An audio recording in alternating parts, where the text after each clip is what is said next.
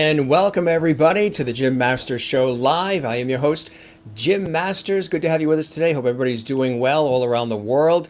It is great to have you here. If you're not having a good day, well, you found the right spot. We're going to perk you up with an amazing guest and, of course, great conversation with our viewers around the world. This is an entertainment lifestyle talk show series that we created about 18, well, going on 19 weeks ago. We're approaching something like 150 episodes. We do this show every single night live, 7 p.m. Eastern, 4 p.m. Pacific. Those of you who are watching down under in Australia and New Zealand, we welcome you as well. We say good day because I know it's the start of the day for you. Those of you who watch in Scotland and Ireland and England and elsewhere, Netherlands, we say not good night yet, though it's like midnight in Ireland and 1 a.m. in Netherlands. And we have an audience that has continued to grow all across the United States, Canada, Europe, Asia, Africa, Australia, and it's extraordinary. And we say welcome to you. If this is the very first time you're watching this show and you're saying, well, what is this I'm seeing here on YouTube and Facebook and Periscope and Twitch at Jim Masters TV? Well, this is an entertainment lifestyle talk show series, and I'm your host, Jim Masters. We have a lot of fun. We have light, love, and levity, or as we have coined the phrase here on our series, lovity. And everybody that's a viewer considers themselves part of the lovities. And it was Danilo in San Diego that said this is pretty much lovity hall. So it's positive, it's entertaining. You're always going to learn something. You'll be educated. We have good times here with the audience, with some of the things I present. We go on location. We've done food, comedy, you name it. Guests from television and movies, Hollywood, Broadway, inspiration, spirituality, science, health, wellness, sports, everything is really covered here on the show because, again, it's a well-rounded entertainment lifestyle talk show series. So it's not the same every night. And that's patterned a little bit after the older school talk shows. Remember, the Merv Griffins and the Carsons and Mike Douglas, Dick Cavett, where they had different topics, different guests, different entertainment. Plus, it has the modern sensibility and vibe of today. So we've sort of blended those two worlds together and created the Jim Masters Show Live. And I got to tell you, it's truly a blessing and a joy when all day long I hear from so many people with private messages and Instagram posts and Facebook love all day long on the Facebook page of Jim Masters TV, YouTube comments and texts, and everybody's just really enjoying this series, loving the show. It continues to grow. We continue to fine-tune it, tweak it like you do anything in life, and it's a true blessing to do it. Now, if you're just joining us for the first time, I do this kind of work professionally as a television radio personality and presenter, host, actor, journalist, writer, producer, voiceover artist, narrator, stage MC. I've done it for many years, networks and local, regional, TV stations, radio stations, you name it. So we created this as a way to communicate with folks around the world, as well as inform, educate, entertain, and have a good time. So we hope you're having a good day today. And one thing we do here, this is a high-class operation with lots of production value, of course. We toast everybody, yes. We toast you and you and you and you and you from all around the world with our fancy glass. You're probably saying, ooh, what's Jim got in that glass? Well, tonight it's just some ginger ale. That's it. We ran out of that relax Riesling that we had the last several nights. So we had some ginger ale in the refrigerator and said, you know what? I'm hankering for some ginger ale. It was a hot and humid day here along the coast. We are again in the New York City area between New York and Boston on the southern New England coast. And some ginger ale was good right about now. So hope you've got your drink of choice. Your friends are here too. If you're watching, you're saying, what is he talking about his friends? I don't see anybody around there. Yes, you do. George Burns is here. He's been here just about every night. I'd say about week 3 maybe he joined the cast here. There he is with his cigar and his smile. Again, this was a family heirloom that got passed down to me, and this was created on George's 100th birthday. So it's got the whole collector, stuff and all of the certificate of authenticity, all that stuff. But he loves being here. He's sort of my Ed McMahon here on the show. So, yep, we go through the trouble of introducing these characters. Why? Because I want to work out my arms. No, because wow, look at all the comments in already. That's fantastic. because the lovedies, the viewers of our series, want to see them. And we did it one night. We did a nostalgic night. And ever since then, people said, I love George. I love Jeannie. She's in there. See her? She's blinking at you. I'm sure if you look close, you can see her. She's in there. That's the authentic Jeannie bottle. That was a gift from a cool friend who knew I loved the series. And then we have your friend Silver is here. He greets you. We got him on a TV shoot while we were in Europe. Comes from Switzerland. He greets everybody. He sees all of you. It's our Silver Lab. And he takes care of things here. He makes sure everything is under control and everybody is doing what they're doing. He checks, passes as people come in to make sure they're ID'd. Actually, he hangs out with this one down there. This is Jimmy, childhood toy. He says hello to you, made of porcelain. Looks pretty good hanging in there, huh? Jimmy says hello to all of you. And again, if you're having a bad day, how can you not smile with something like this? This TV host on your tube right now showing you a doll at 7 o'clock at night. You got to laugh at that, right? I think if I ever take time off, I'm going to have Jimmy host the show. What do you think? I think Jimmy says yes. So we'll have Jimmy. And if you haven't been with us in a while, which actually so many of you watch every single night, it's amazing. You tell me that you rearrange your day, you rush home from work, or you have dinner early or dinner after the show to make sure that you're going to be here for the show, which I think is beautiful because we archive all of these episodes on YouTube at Jim Masters TV. So if you ever miss one of these episodes, you can always watch it on YouTube at Jim Masters TV. 18 weeks of episodes are there, plus this Inspirational Masters Mantras video series, plus some other, little snippets from my professional career on that channel as well. But so many people want to be with us live because they love the interaction. I love live television, live radio, live stage anyway. We could easily pre-record these shows and edit them and do all of that because, a lot of things on YouTube and social media a lot of times are edited and everything. I like the live. I like to play off whatever's going on. And as you know, with the internet, anything can happen. I could disappear right now. God willing, no. But that's only if there's a tornado that comes through or something. Gilligan is here. Yes, remember, Dreama Denver was a guest on our show. Or if you didn't know, she was. Wife of Bob Denver, who played Gilligan and was in Dobie Gillis. She gave us this gracious gift. When she was a guest, she looked around. She said, you're missing something on the set. And I said, what could it be? What could we possibly be missing on this set? We've got everything here. She says, you're missing Gilligan. So look, she sent us Gilligan. Gilligan is here. And he greets you. Aloha, Jim, Dreama Denver, wife of Bob Denver. A beautiful gift, and we appreciate that. And we appreciate all of you watching from all around the world and all of these incredible comments we have coming.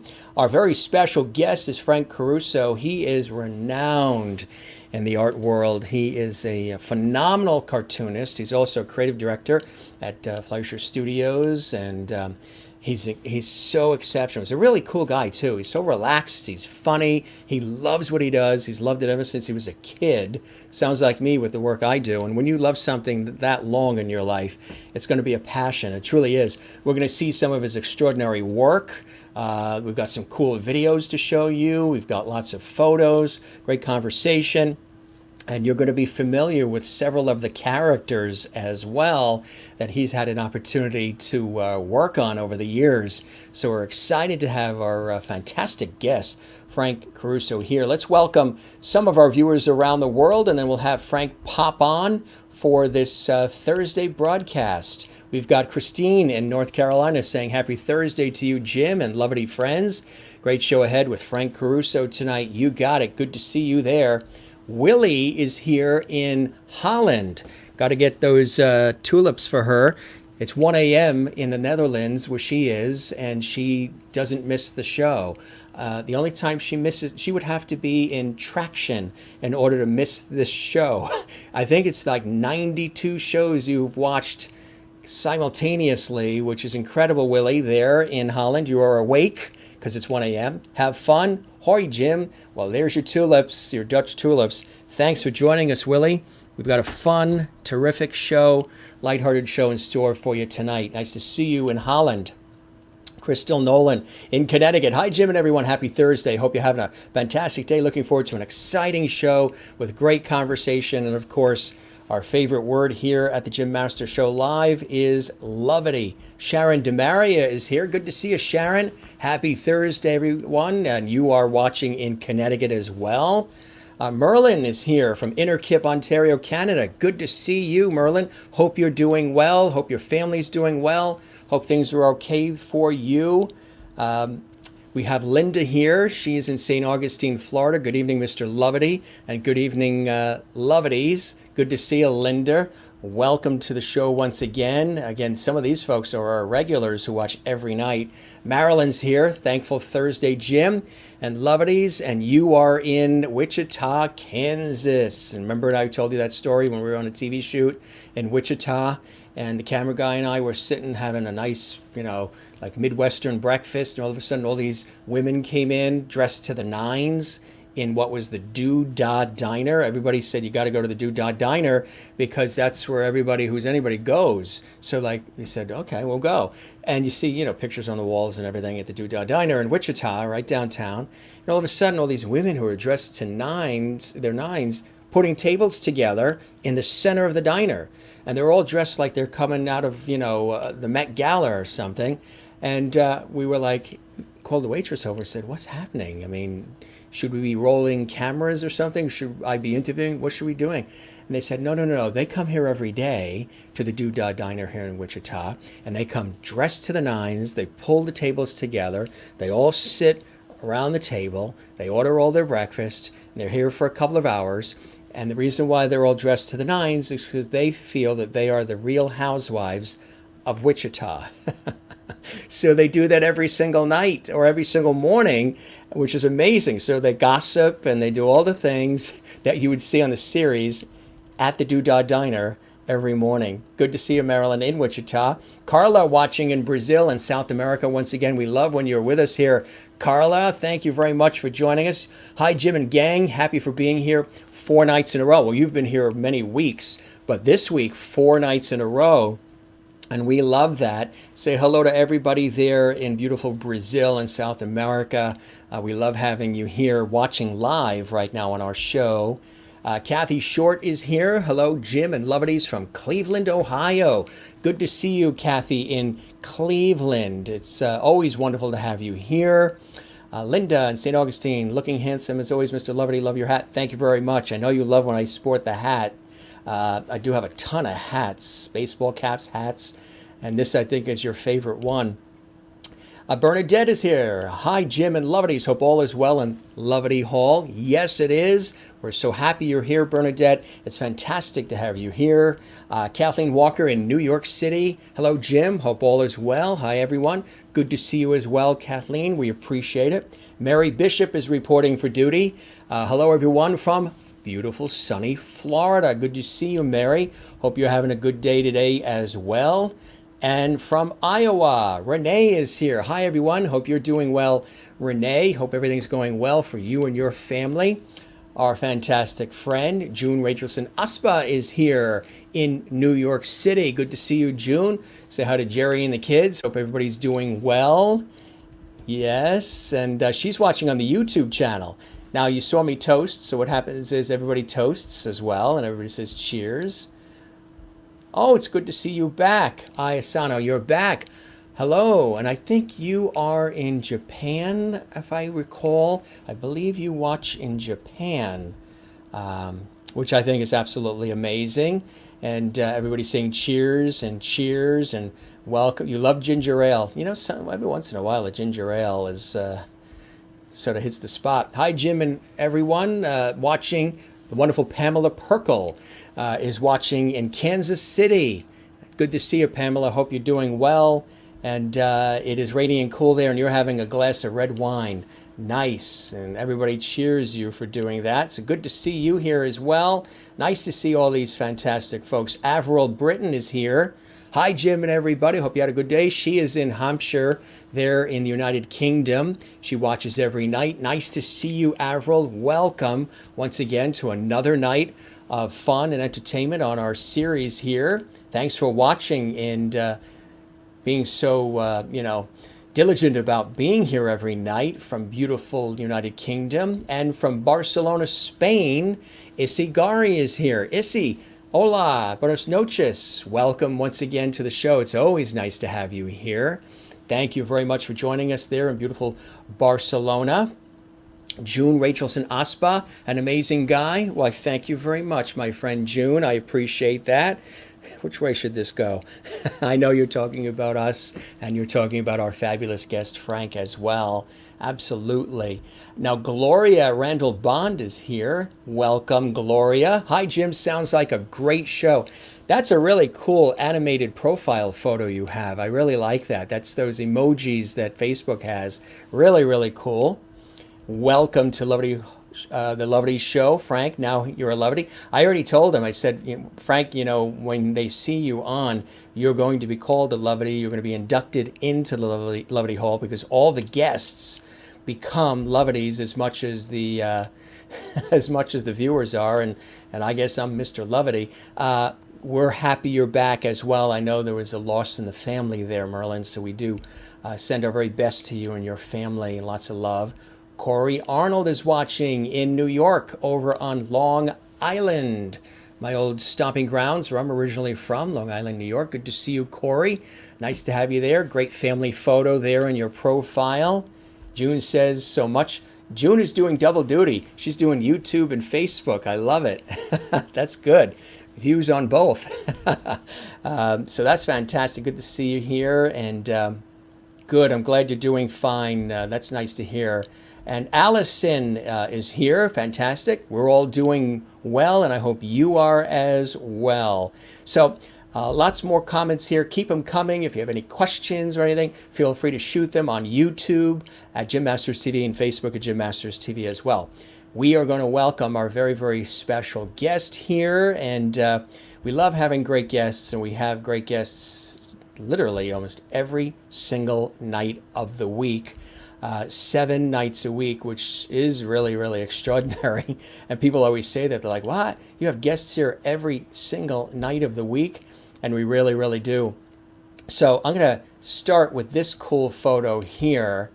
And this is when our guest was with Jon Stewart on The Daily Show on Comedy Central. And also, now Frank is in the middle, the one with the big smile with his head turned. Of course, Jon Stewart's on the right. Do you know who the guy is on the left that's with them?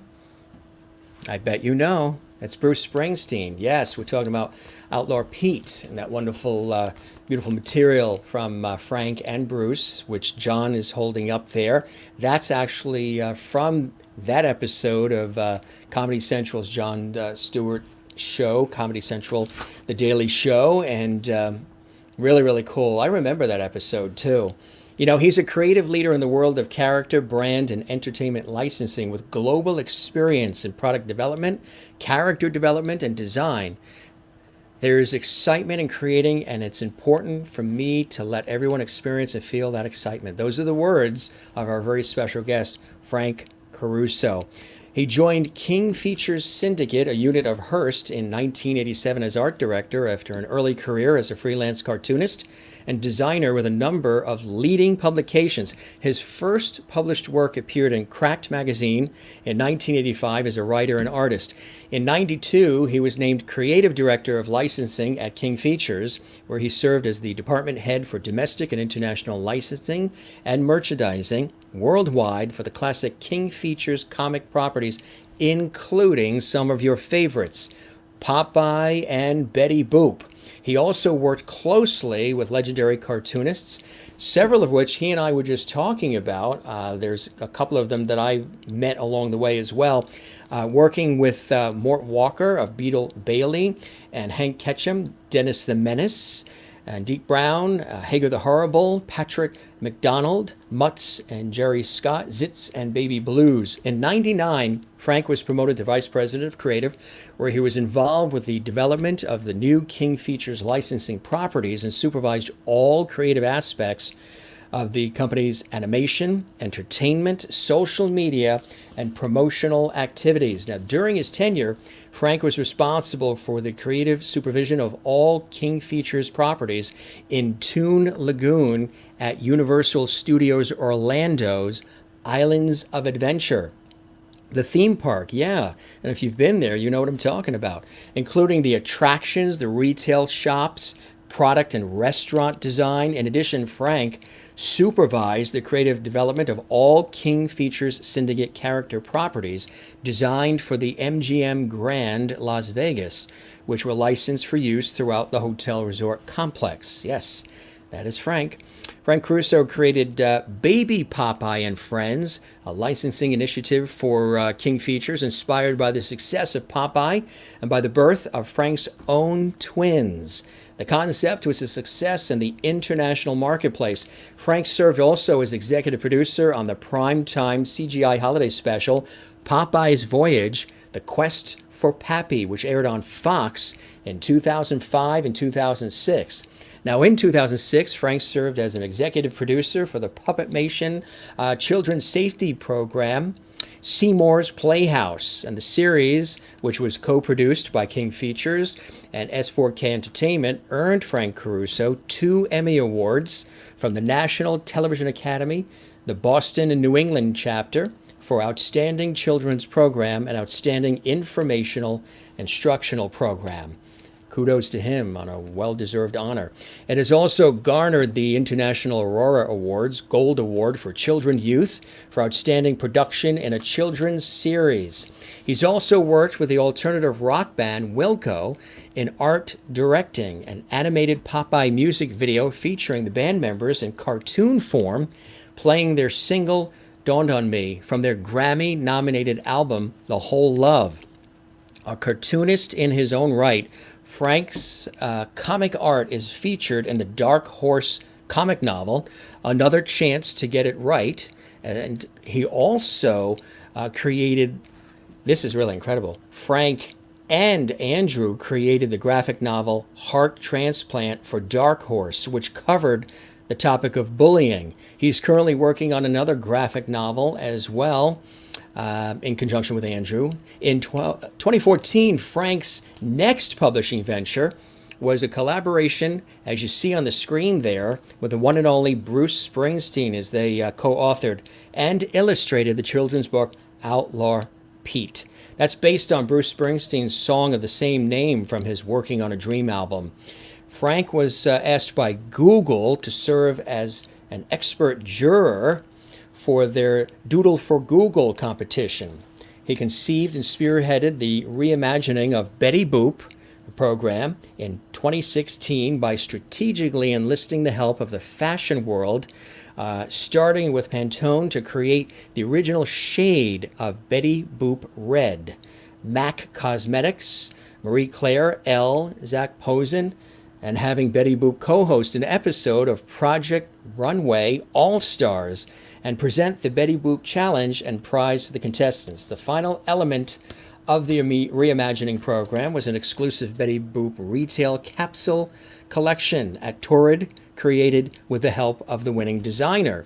And in 2017, Frank created the Popeye Animates 60-second time-lapse films of Frank Caruso drawing Popeye, celebrating a special day or national event on a weekly basis for Popeye's 10-plus million Facebook followers. Currently, if that isn't enough, I hope it doesn't make anybody out there feel like a slacker. He's like me, I guess, and like probably a lot of you watching, you got a thirst for life and you grab it. Frank is right now collaborating on another illustrated book with Green Day based on their song Last of the American Girls from the band's 21st Century Breakdown album. He also created a piece of art for David Grohl's Dave's True Stories Instagram page and is working on many other creative initiatives in the rock world as well. He graduated from the School of Visual Arts in New York with a Bachelor of Fine Arts degree. He has worked with Scholastic's Alliance for Young Artists and Writers and the Kristen Ann Carr Fund as well, just to name a few. That's the short list, folks, but we wanted to give you a full scope and understanding of the level of talent and background that our very special guest has. And he's really extraordinary. We're going to go through some amazing photos and lots of cool things here. But first, let's welcome our very special guest in his wonderful cave of creativity, Frank Caruso. Frank, welcome to the show. It's good to have you here. Hey Jim, thanks so much. Great to be here, man. That Oh, was absolutely. that was some intro. I was like, I want to meet that guy. That's it. He's just an animated character, a Damn it. figment of his own imagination, right? So, how are you? How have you been, dealing with all the stay-at-home stuff? And have you been creative? You've been keeping busy through all of this? Yeah, I mean it's everyone has to adjust, but being a cartoonist, you do spend a lot of time alone in your studio. So it's something you kind of slid right into, and you just have to keep it rocking, stay in touch with people, keep it positive, and hey, you're doing cartoons. If that doesn't cheer you up, what will? That's it. And you and I were talking about the initial passion that you had for drawing and doing all of this early on as a kid. Tell us about those early years as a youth, your childhood. Were you always doodling, drawing, always trying to, maybe copy some of what you see in the papers, create some of your own characters? What was it like for you as a kid? Yeah, absolutely. I think that's how a lot of cartoonists start. I mean, it's just like something you do. But I grew up thinking that everyone did it. I thought it was like, playing ball or, going outside. It was just like, does everyone draw? So I just did it. And my parents were school teachers, so they were supportive. And I think the first time was in first grade. We had to do these Santa Claus cutouts, and they gave us a template to follow. And they had the feet. Remember those things like those skeletons on the wall? Yes. And I had Yeah. Santa's feet going out. And I said, I'm not going to draw it like that because no one stands like that. Your feet aren't elves. So I drew them straight on. And my teacher, contacted my parents saying, watch this one. Something's, something's going on there. And so my parents, I had an older brother, and um, he played ball with us, and he was always into, going to be into medicine. He's a dentist today, but my parents were concerned. So being because I was drawing, nonstop. If there was any album covers, I would, draw all over the faces, anything around drawing. So they did what any good parents, good Italian parents would do. They went and talked to the priest. Yeah. And so, so they sent me down there, and they were like, Father Weber wants to talk to you. You have to go down there and speak with Father Weber. So I went down there, and I talked to him, and I came back, and my parents said, so how'd it go? What Father Weber saying? And I think they were hoping for some divine intervention to take Right. place. And I said, he told me he's starting a column for the Roman Catholic newsletter, and he wants me to draw a cartoon for every column he writes. So he gave me a job, and I was I was probably 12 years old. So, I came back with a job to illustrate, the column every month. That's So it kind of started unbelievable. with that. Yeah, I mean, then really, I'm sure the bug bit you, and then you knew this is something you wanted to do. What happened from there? I kept going, then I was well aware of being into art. So then moving into middle school, I kept like you're saying, you're just drawing. And then you're hanging out with the kids that draw, and you're all, just having a blast doing it. And then I would say seventh grade was a turning point too, because it was a middle school, Schuyler Colfax. I grew up in Wayne, New Jersey, North Jersey. And they had the contest to do the yearbook cover for eighth grade. So usually it was always an eighth grader that did it. Right, right. And so I was in seventh grade. I just went upstairs, and it was funny that you said we used to read the Sunday comics, and that's how you learned. I was a Mad Magazine nut, so I used to Yeah. read Mad Magazine and the Sunday comics. And so I just drew something, handed it in, and as a seventh grader, I won. And I have some show and tell I could always hold up. So Oh, here, yeah. here was the That's it. cover, you know, of my seventh grade yearbook. It was 1976, so I did the Peanuts characters, and I messed up my signature, but hey, it was the first time, and I won. That was the first time. So seventh grade was a big Wow. year, and I won a gift certificate to Sam Goody, the music store, Sam Goody, and yeah. I ran down there and bought my first Beatles record. And so right Wow. there, I had a session with the Beatles, and I was just, it was always the Monkees before that, but now, that changed everything as well. That is absolutely cool. Wow. So then you were in school, you were doing a lot of the art. Were you in the art department for the Yeah, yearbook and all? That's what it right. was? Yeah. Up in then high school, I was a freshman and I couldn't wait to draw for the high school paper. Right. But the older kids, the seniors, wouldn't let the freshmen draw. But I got one in. So I said, you know what? I have to become the art director so I could do all the drawings. And I actually found one. Here's in Wayne Hills High School. And here was the Patriot Press. And I would do all the drawings. And I created this kind of Sunday spread called Uncle Dave and Uncle Dan's Funland. Those were my two friends I was in a band with. And so it would just be a whole page, like my own Sunday comics page. And, they were high school things, some of them like, darling, could you put out the dog? Oh, honey, why do I always have to do it? And the dog was on fire. So I had to put the dog out.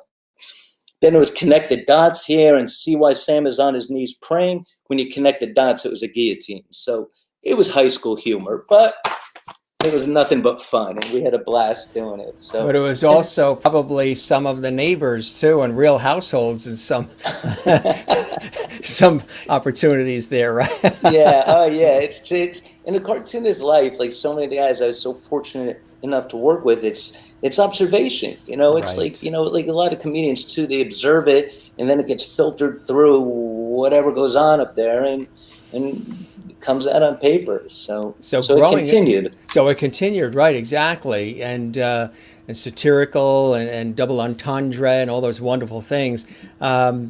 Who were the ones that you looked up to? Who were the ones that doing this kind of work? I mean, did Charles Schultz, did Walt Disney, did all of these guys and others sort of inspire you along the way? Yeah, absolutely, absolutely. I mean, to this day, I still think of these guys. I grew up reading they had the little paperbacks. Like I said, Mad Magazine was everything to me. Mort Drucker, Jack Davis. I lived for these guys.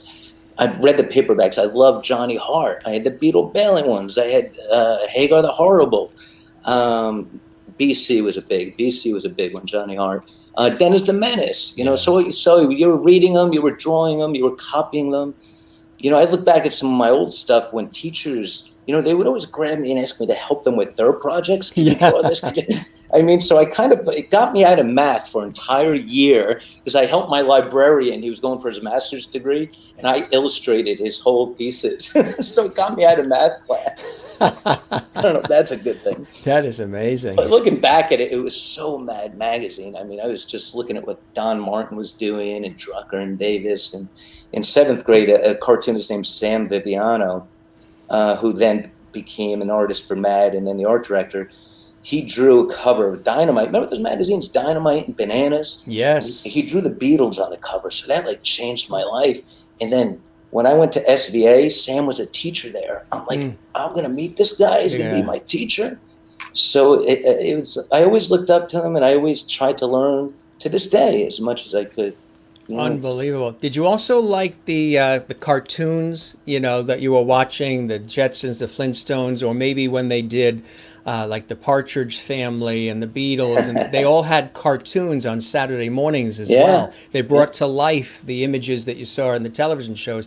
Did you enjoy watching that as well? I did. Yeah, it was a big, cartoon. Saturday morning, when we were kids, it was Saturday morning cartoons. Yeah. And you couldn't wait to run down there for the next 6 hours and I was a big Hanna-Barbera guy. I mean, Top Cat was my guy. I loved Hanna-Barbera and Squiddly Diddly and, Yeah, Squiddly Diddly. Miguel the Gorilla, Yogi Bear. Miguel the Gorilla. Yeah, that's right. Yeah. And then the Warner Brothers. You know who I used to love too? And I actually have the whole set. It was a gift, a Christmas gift, the entire DVD collection of Wacky Racers. Oh, You yeah. remember them? That was Hanna-Barbera. That Great was theme Hanna-Barbera. song. Dun, dun, dun, dun, dun, dun, dun.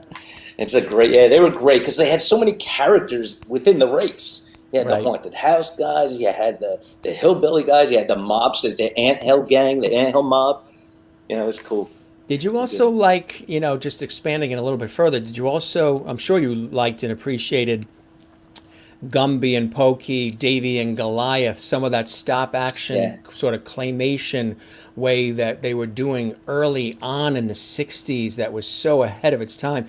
And stop action would take them, hours and hours and hours just to have Davy or Gumby or whatever just make one move and then take the shot and then move him again. You probably appreciated all of that as well. Oh, absolutely. Yeah. Like you said, growing up watching Gumby and Pokey, I mean, Davy and Goliath, kept it, with your with a very, a very kind of religious flow Yeah, to it. yeah, yeah. And then Gumby and Pokey. Wow. Totally. Art Clokey. I mean, even as kids, we knew that guy was out there. What That's was right. going on there? Totally And then, of opposite. course, Rankin and Bass, The Christmas with all specials. that, with Rudolph the Red-Nosed Reindeer and Santa Claus. And I got to meet them a few years back. They were Did doing a you? talk at the Museum of Television and Radio. And again, I loved everything, all the Christmas ones. But remember the Mad Monster Party? Was the Yes. Halloween one. Yes. And I loved it because the guys from Mad Magazine, Jack Davis, designed all the characters. So it had a very Mad feel. And Harvey Kurtzman, the guy who created Mad, wrote the Mad Monster Party. Do you know I was at the Tower Records going at a business sale and in New York in the city, collecting CDs. I collect a lot of music, and they had that on VHS. The Mad Monster Party? Yes. Oh, wow. And I think I I still have it. Yeah. It's cool. Somebody asked, have you ever drawn album covers? You know what's funny? Coming in to do this today, I thought of that myself. I said, did I ever? I've done a lot of, rock merch and rock, different things for the rock world. But I don't think I've done an album cover. So that's why you get up tomorrow. You never know what's going to happen. Well, they're coming back, so you might be called upon, right? Yeah. Yeah. That is I would really, love really to. cool. And Mighty Mice and Mighty Mouse, yeah, I remember them Mighty too. Mouse. Yeah. Yeah. Those were great characters. Courageous Cat, That was great. that Yeah, goes way back. Dun that dun was dun Ralph dun dun dun Bakshi. dun dun dun dun dun. I can still hear that theme. Come on, we still talk like the frog, right? Every time they hear something, Harry, the frog. We still talk like him. Always had a little Don Rickles sound to him. I think he was going for Edward G. Robinson. Remember he had the cigar? Yes. Tom and Jerry as well. That's Yeah. right. Yeah, Yeah. Roadrunner and Coyote. So many of them as well. So then, how did things continue to develop for you? Because again, these opportunities, as you just really started to hunker down and make this your calling and your mission and your craft. Tell us about some of the other things that happened. I talked about that introduction, which is fantastic, but there's other things that happened along the way that opened up doors for you, right, Frank? Yeah. I mean, I would say a pivotal moment was deciding to go to SVA, School of Visual Arts, on 23rd Street, because I loved, I looked into the cartooning department, and you had Harvey Kurtzman there, the guy who created Mad Magazine. You had Will Eisner, who created The Spirit. These are teachers. You had Art Spiegelman, who was doing Mouse at the time. And Sam Viviano, the guy who grew up reading his stuff in Dynamite and Bananas. And I was like, I have to go, it's just meant to be. So that meant a lot. Going to SVA, it's a great program, the animation department, the cartooning department. And I heard a lot of cartoonists, that influenced me had gone there in the 50s and 60s. So I knew it would be a great place. And that's actually what led. I continued after I graduated. I took night classes to kind of hone in on my writing skills. And then one of my teachers came and said, you should head over to King Features. They're looking for someone to draw Popeye. And it was for the licensing and merchandising department. So I went over there, and it was a freelance job for one day. And so I went in because I love Popeye. I drew Popeye when I was a kid. It was Popeye, Fred Flintstone, and the Pink Panther. I used to draw them all the time. So I went in, I was confident I could draw the character. And then they said, can you stay on, for another day or two? And I said, yeah, that's cool. And then they made me a job offer. And so I went home and told my parents, they want me to work there full time. And my parents said, what'd you tell them? And I said, I had to think about it. I'm playing in a band. I'm doing these cartoons. And my parents grabbed me by the neck and said, you're going to take that job. And so I took the job. And so I was there. I worked with King, and I'm still involved with Betty Boop for 30 something years. So I always say it's the longest one-day freelance job I ever had. That is unbelievable. That's a long time, really. And you become, I've asked this of people I've interviewed in my professional work who write books and novels, and they create characters that are in the book. And I say, now, do you get personally attached to those characters? Are they sort of like your babies? Are you very protective of the characters? Do you sort of form an emotional connection as the author, as the creator, to the characters in this novel, in this book that you've written? And every single one of them has always said, yes, they're Yeah, you like my did. kids. I care for them and I look out for them. And do you get attached? Have you gotten attached to the various characters that you've been involved with over the years as well? Oh, absolutely, absolutely. I mean, I took it, as a cartoonist, it wasn't just an art director job or creative director job. I went into it first as a cartoonist. So to be there, and again, coming right out of art school a couple years later, after because I was working for some magazines, and getting to work, like we said earlier, with Mort Walker, who was doing Beetle Bailey, and Dick Brown was doing Hagar, and Hank Ketchum, it was like, I used to read their stuff when I was a kid, never getting to think I'd ever meet them, let alone become friends and working partners, and to have their trust in me to look after their characters, because they have a day job. They have to do 365 strips a year, no vacation. So it was such an honor to me to kind of have to look over their properties and all these ventures, like you were mentioning, Universal Studios or the Yeah. MGM, or all the T-shirts, or if we did some animation, anything. We just had such a great back and forth relationship. And again, I never looked at it as work, not one day. I always looked at it as continuing education, Yeah. because Yeah. these guys were teaching.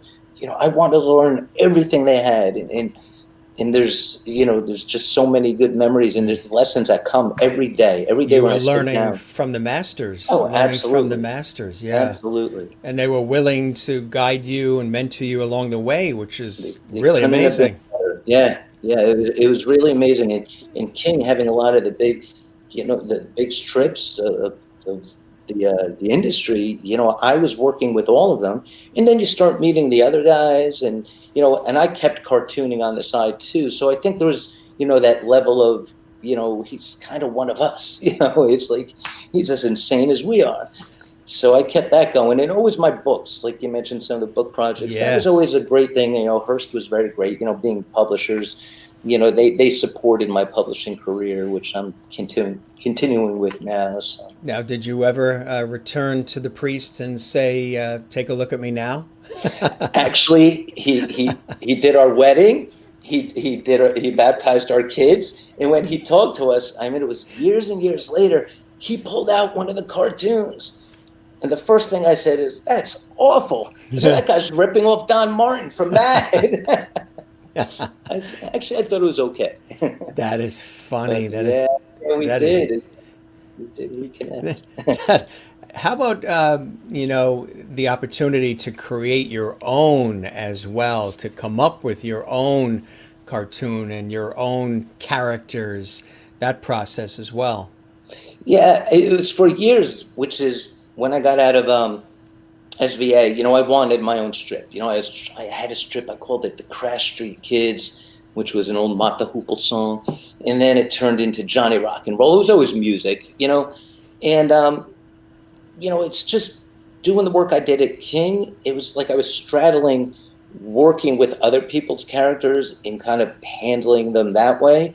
So when I worked for Cracked magazine, every article I wrote, you kind of came up with your own characters, but they were one-offs. It Right. was one, Yeah. if it was a monster issue or a rock and roll issue or whatever it was, you kind of came up with it. And then I think all those years kind of collaborating with all these great guys and handling their properties is what led me to Andrew Vax. I was a fan of Andrew's Mm. work. I don't know but he was one of my favorite authors back in the early 90s, and I read everyone, and just as a fan, I drew all the characters that were in his novels, his Burke novels, and I just sent it off as fanboy. And I got a call one day, and they go, "Frank, Andrew Vax is on the phone for you?" Wow. And I'm like, it's one of my friends goofing on me. I said, Yeah. it's definitely one Can't of my be friends, him. because they knew I was, obsessed with reading Andrew's books. And it was Andrew in his New York voice. It's like, "I got your drawings. They're spot on." And that was the start of literally a 30-year friendship. Wow. And we've done collaborations on his haikus. I mean, I just think he's one of the greatest writers. And outside of being a celebrated author, his day job is he's the leading attorney for children's rights everything he does is to protect children. So, Which is great. so that's why when we did Heart Transplant, the graphic novel, it covered the topic of bullying. It's the whole cyberbullying and everything that goes on. It's it had to be dealt with. And Andrew's so great. There's no one that could write a great story that kind of, I could hold that up. You have that too? Yeah. Yeah. Here's the cover of Heart Transplant. So there's mine and Andrew's stuff. And we tried to do it so parents would want to read it as well. So it wasn't like comic booky, it was kind of heavy because Andrew's writing is very heavy. And so we just wanted it where kids will read it. Parents are also going to read it. And that opens the line of communication, which is everything. You just have to keep those lines open. So hopefully it did that. Because, I was proud of that. Tell us about the room that you're in right now, because you've got a lot of cool toys all around you there. It's like a playground. It's I call this this the Jersey diner room. Growing up in New Jersey, I love diners. I used to, when I was a kid, I worked on the boardwalk down in Point Pleasant. So I always had that kind of, I just loved that boardwalk carnival life. And so we had this room empty, and I started collecting. We have actually, if you guys want to come over, we could seat about 16 people here. We have a bunch of booths, socially distanced, pinball machine, a video arcade, a Coke machine, a candy machine. There's a jukebox behind me, a Betty Boop jukebox that I designed 100 years ago with Rockola. And then over here's the crane machine, and you see Betty here too. And so when we got the crane machine in, my wife's like, let me get this straight. When kids come over, they're going to win a prize. And I'm like, yeah, every kid goes home with a prize. So it's like going to the boardwalk. So is it really a room for the kids, or is it for you, or a whole of the above? Who's the kid? Yeah, I know. I wonder how much they actually put in this room. Because it's always me coming up with, I got something else for this room. Exactly. Christine says, Frank, you have such an interesting and cool room full of collectibles. I see Betty Boop. Of course. There. Yeah. I've been dating Betty for about 35 years now. That's funny. Pamela asks if I'm coveting your toys, because we have Gilligan and Jeannie and George Burns and all that. I think I worked with those guys too. I was going to say. With Funko and NECA, all the guys that make the bobbleheads. We've done tons of Betty Boops and Popeyes. Viewers or lovedies, Frank and I are just really kids in adult clothing. That's all it is. That's basically what it is. A playroom for Frank. LOL. Linda. See the guitar behind you? Yeah. Oh, yeah. Right. We've got. all that's one room over. We have the guitars, the drums, the keyboards, my harmonicas. That's one room over. That's right. And we were talking about your twins too, and they are quite successful in their own right as far as the things that they've embarked on, right? Oh yeah, my both my kids. I have a boy, girl.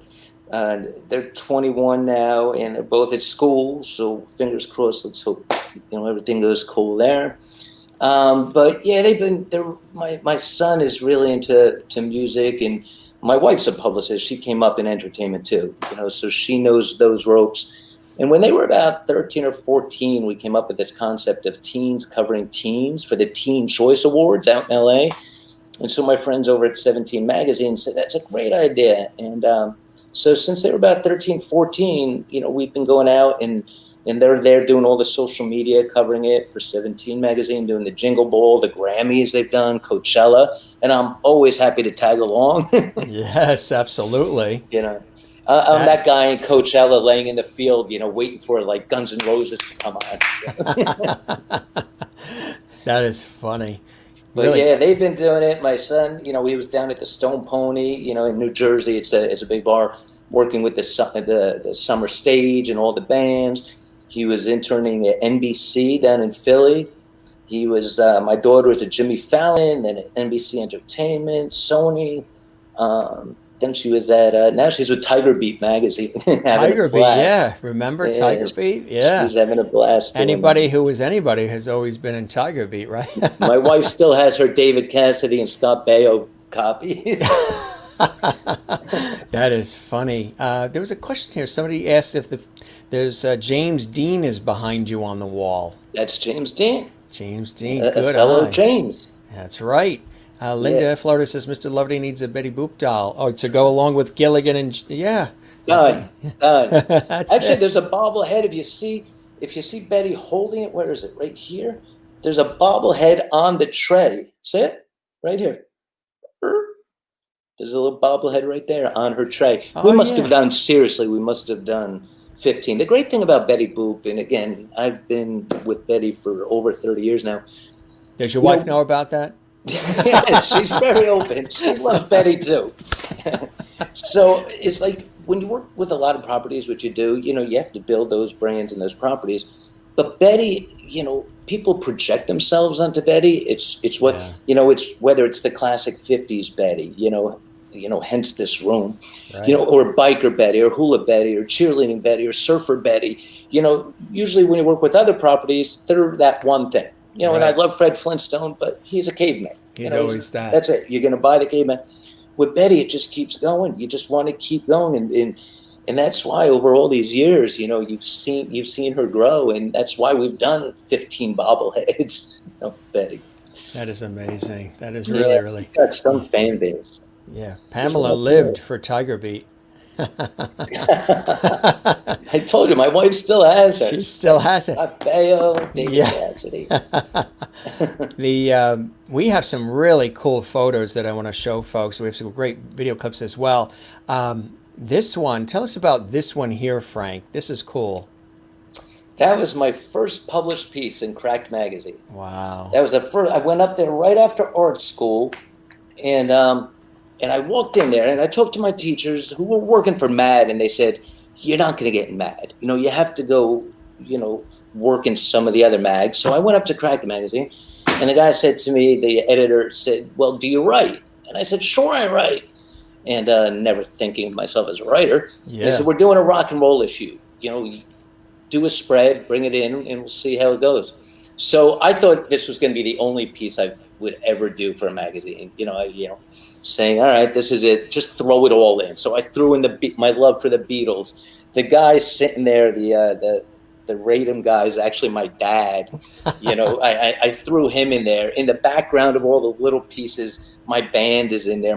I just jammed it in, thinking, "All right, this is the last piece. The only piece I'll ever do." But that lasted for years. So That yeah, is cool. Cracked was a great outlet. I read it growing up. I used to be down the shore. My family's place in the summers. I'd walk up every Tuesday to the lunch net, and that's when the new comics came out. And I'd buy Mad, Cracked, and Crazy. Those were the three, and then sometimes Spider-Man and Aquaman. But those three, it was Mad, Cracked, Crazy, just because I like that parody. The whole Absolutely. off the wall stuff. Yeah. And the wit and wisdom of it all too. Here's a really cool one too. This is fantastic, and we appreciate you sharing this one. Which is it? Well, that was a painting I did for charity. Popeye is Starry Night. We had done a series, and I worked with this really talented artist out in LA, this guy Terry Peterson, and I came up with all the concepts. We had Betty Boop as Botticelli. We called it The Birth of Betty by Botticelli. And we had Hagar the Horrible, the Viking, as the Mona Lisa. I said, let's do things you wouldn't think of. Like you'd think of Betty as Mona Lisa. Right. I said, let's do Hagar as the Mona Lisa. So Terry did all those. And I said, you know what, Popeye's my favorite. And Yes. I wanted Popeye to be this, the Van Gogh, the Starry Night piece. So when it came time, it's a charity that I've been involved with through some of my friends, through Bruce's camp, Springsteen's managers, and it's called the Kristen Ann Carr Fund. Mhm. It's a great organization fighting sarcoma. So every year they have fundraisers, and sometimes I'll illustrate like a song, one of Bruce's songs, and we'll sign it, for the charity. But here I did this. It was a big painting too. Unbelievable. So I got to finally paint that one myself, and I'm still seeing blue and yellow stripes.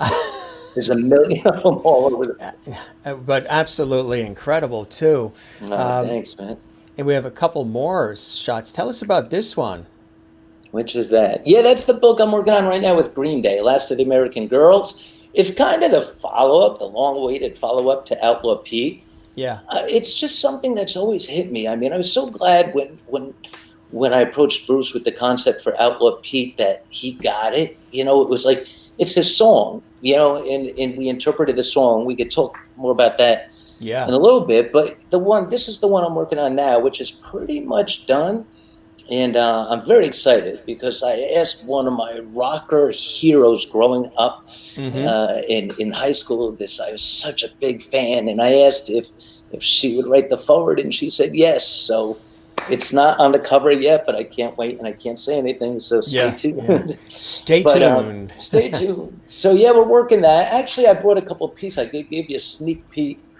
Oh, cool. Yeah. Here, Let's. the last page, the back cover of the book. I actually did a painting. I wanted to, do the song itself is just an incredible song that Billy Joe wrote, as a love letter to his wife, just really celebrating, all of her attributes and characteristics. And it's something I saw my daughter, and the whole, what sparked it was we're driving around listening to the album. I was playing the song 1,000 times. And my daughter said, Skylar looked at me, a couple of years back and said, I see myself in this song. And I said, yeah, I see you in it too. It's a beautiful song. It's a beautiful love letter of, celebrating it. So this was the back cover, which was, I kind of did it with this very loose painting, kind of as like immortalizing, the American girl. So I put the star on the eyes. And it's funny that you showed the cover because I actually found like a rough sketch I did. Like this is how I just start sketching out, and you start doing these crazy, just, what am I going to do? Actually, I had a different cover, but we changed that. This is another background piece. When I show you Outlaw Pete, I'll get more into how I do it. There's a giant painting that will be used, and then I'll do drawings and lay it on top. But this is done on illustration board, I kind of have this loose style because if I tried to be neat, I couldn't, no matter how hard I tried. And then I love doing crazy things. Like I wanted one of the last title pages at the end. I created like a stencil. And so it's so fun it's like you're in art school again. It's like, all right, I'll cut out a stencil. We'll do some stars. We'll spray it down and see what it looks like. So it's like drawing, it's painting, it's spray painting, it's cutting stencils, it's Outlaw Pete. There were some pencil sketches, it's whatever works. That's what I love about working with other artists. Other artists inspire me. Back to the King Futures days, with Mort and Dick and Patrick McDonald, Jerry Scott, Jim Borgman, Mike Peters, all these they inspire me. And something happens. So when I listen to, music, I just see it. Not every song. Some songs are black and white movies. Some songs, you see them differently. But some of them just play. Just play in my head, and then you just get crazy with it. Like you have to get it down, and that's what happened with Outlaw Pete. That's how it started with Bruce. Well, do you have? I mentioned this to somebody that was a writer the other night. A friend of mine would always write screenplays, and he would wake up at like 2 o'clock in the morning out of a sound sleep, and have this genius of an idea. And he'd have to run right to his, at the time it was typewriter, he'd run right to the typewriter, and he would just have to get that down now while that thought was strong and while he could think of, that creative moment he was having at 2 o'clock in the morning. And he also was very creative at night when the rest of the house was quiet, when the phone wasn't ringing, when there were no responsibilities that had to be done like in the daytime. Absolutely. All of a sudden his creativity was heightened. Do you find that too? 1,000%. I used to do most of my work, I used to call it the 11 to 2 shift.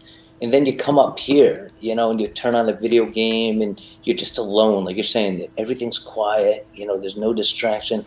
And your mind goes a little crazy. And then laying there, like you're saying, like laying in bed or getting up. I get up super early too. And it's like a lot of times you think of those things. And then a couple hours into the day when the rest of the world is up, you're like, are you crazy? This can never happen. That's the worst idea ever.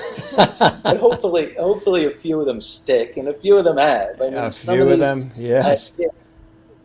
It's crazy. Absolutely. I do love this one here. Which is that? Oh, that was a recent Betty Boop one I did. Yeah, That's cool. Betty rocking off. Yeah. What was that for? What was happening? It's actually something that I might not be able to talk about now, so it's coming. Exciting. So it's something you're working on. Coming. Yeah, it's Betty blasting off.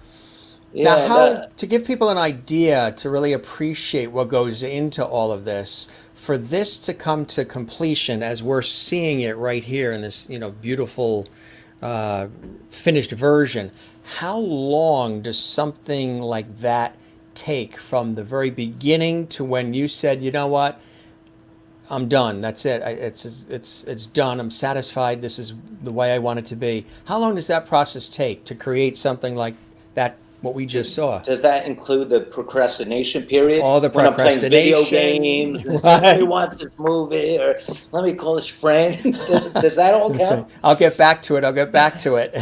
I work kind of fast, and it's funny because one of my teachers, Sam Viviano, in art school, said, "You're always going to wait to the last minute. Not the last minute, but as long as you're thinking about it, like you're saying, late at night, early in the morning, you're thinking about what color's the sky is better going to be on this rocket. What kind of rocket is it going to be? A vintage, like a Flash Gordon rocket ship? Is it going to be a modern rocket? Like as long as you're thinking about it, then your hands start shaking because now you want to do it. You just want to Right, get down right, there." right. And actually, I could kind of show you. You showed, the clip when we were promoting Outlaw Pete. But here, you saw the cover of the book. But the way it happens, like I always like kind of central figures, like on the Green Day book too, like in Heart Transplant. It's kind of like I have this like theme going here. We'll put the characters in the middle. We'll put our names down the bottom. Title top done. But so I usually do it where I'll do the painting. Then I'll do a drawing. See, like here's the painting. I don't know if you can see it. Can you see? That's the original painting for the cover. Then I'll do the drawings, and then you kind of scan it in and work it and put the type down. But that's how it all kind of comes to be. You know what I mean? I kind of, if it works that way, you do it that way. It's whatever feels right. There's obviously no rule book in art. So. Right, exactly, And if you are exactly. following the rule book, throw it out. It doesn't matter. Yeah, sometimes you just have to throw it out and just not, because then you become. Uh, that's a good segue. There's a method to it. There's structure. There's formatics. There's training. How much of it is run with your gut, run with whatever, imagination is created on the spot, and how much of it tends to be the structure, the training, the technique, the formatics of doing it all? Or is it an equal balance? Yeah, that's a great question because I do, I work with, young people. I go to art schools and talk and high schools and young kids too. And it's like, I mean, the first thing I always tell people is the only way you're ever going to succeed is to fail. You have to fail. That's the only way. Everyone's done it, whether you talk about Charles Schultz or Peanuts or even going back to the Beatles. I mean, they were rejected by every record company. I mean, no one just waltzes in. And if you do waltz in, then you should ask a few questions first. But yeah, so don't be afraid. You have to try different things. It gets to a point where, like you were saying, when we were kids, you had the Mad magazine or the Sunday comics, and you wanted to draw. And then it gets to that point where you're learning it, and then you put that all aside, and you just have to make the leap and go out there. And it's like in music or theater and art. It definitely has to come from inside you. And that's what's gonna, land on the canvas or the paper in your sketchbook. And you just can't be afraid. You know what I mean? It's in the end, it's gonna be it's gonna be a part of you, and that's what people will subscribe to. So, hopefully. Exactly, exactly. You've done good when your parents also, realize that. I'm sure them seeing all of this come to fruition for you must have also been a true blessing as well, huh? Yeah, yeah. I mean, again, they were so supportive. Being school teachers, Yeah. my dad taught history. My mom was like a business teacher, so they didn't know, where to go with the art thing, but they did the best they could. Introduced me to their art teachers, and really, kind of pushed it along that way. And then there's the leap of faith. It's like, all right, go for it, because when someone's that passionate about something, the last thing you want to do is hold someone back. I mean, Right. all Right. those artists, again, musicians, artists, actors, actresses, writers, they wouldn't be doing it if you weren't passionate about it. Right, So, exactly. Right. If they're not going to be a doctor, lawyer, or whatever, the other thing is, and they want to be a singer or do pottery, whatever it is, a landscape architect, whatever it mm, is, let them do it because again, they're living their passion, and it could turn out to be an extraordinary thing. You know, they could become a master of their craft, and they're happy doing it, sharing it with the world, right? Absolutely, So, absolutely. so you had the love of your mama, which is a beautiful thing, and guess what? You have the love of mine in Florida. She says Oh he is wow! awesome. Oh, She's watching in Florida right now. well, you've done pretty good too, Miss Masters. You know that whole transition from the New York area to Florida? Yeah, That's what right. they My went parents did it. to Florida. They did the leap. That's it. And then I love Willie in Holland. She goes, "Hello, Mama of Jim," Oh, with her Dutch accent in the Netherlands. that's awesome. Yeah, yeah, that's fantastic. So scoring points with the mother, that's Oh, fantastic. it's What was this like? I showed this in the introduction. And hello, Mom, we love you. This here, when you had the opportunity to go on Comedy Central and The Daily Show with Jon Stewart with Bruce, you guys were having a fantastic time, and there he is. He's showing the book itself. Tell us about this moment and what was happening, and this collaboration with Bruce. How did that happen? oh, it was it was really like just one of those, when the stars have to align, and not only Yes. the stars, the planets, the milk, everything Yeah. has to align. But Yeah. I was working on heart transplant with Andrew, and that's I was downstairs. Whenever you're working on art, you put music on, and Bruce had just released the Working on Dream album, so I was listening to that, and the first song on it was Outlaw Pete, and I remember Hmm. putting my pen down. I was just finishing up heart transplant, and it's this 8-minute story of this baby, this outlaw baby. I mean, the opening line is, he was born on the Appalachian Trail. At 6 months old, he'd done 3 months in jail. How cool is that? I mean, Yeah. he's half Yeah. his life he's been in jail at 6 months old. I'm like, this is the coolest story. And so, and like you were saying, you get attached to it. And like in heart transplant, Pete grows up. So the toughest thing is trying to age a character. So I started thinking about it, couldn't get it out of my head. I was doing heart transplant, and Andrew was friends with the writer Dave Marsh, the rock critic, and Dave had me on the show to talk about heart transplant. And so when we were talking about it, we went out to lunch, and if you know Dave Marsh on East Street Radio, he's a Springsteenologist, as Jon Stewart said, and he was just so supportive. I said, look, I have this crazy idea, and I actually sketched it out on a napkin at lunch, and I said, Outlaw Pete, and Dave looked at me and said, is the book? Do you think so? But the thing that really excited me was Bruce wrote that story, because his mom used to read a story to him called Brave Cowboy Bill. And it was about this like outlaw baby. It was an old story. And Bruce can almost recite the book word for word. Since he was a kid, his mom would read that story, Brave Cowboy Bill. So all these years later, this was his tribute to his mom reading him that story. So he created Outlaw Pete. So in my head, I was so moved by the story, but knowing that, I said, we got to bring it full circle. Let's turn that into the book that started it with your mom reading it to you. I remember when we were doing the dedications, and Bruce, listed Patty and the kids, and he put his mom, Adele, in there. That meant a lot to me because I don't know, it's just warm knowing that's where it all started. It was because his mom read him that story. So anyway, we showed it to Bruce, and of course, he's a busy guy. He probably had like 3 albums lined up and tours, and so you wait. But I sketched out the whole book, and then Dave called me one Sunday morning, and he said, we showed Bruce the book, and he's going to call. It was early. It was early in the morning, like 7 o'clock in the morning. Dave was going into the city to Sirius to do the show, and he said, just so you know, he asked for your number. He's going to give you a call. And I said, yeah, okay, all right, Dave, that's great, amazing, thanks, bye. And I hung up. And we were out late the night before. Just that plays into it too. And so I remember waking up later and looking at my phone saying, did Dave really call me saying Bruce is going to call me? And it was like, or was it this crazy dream?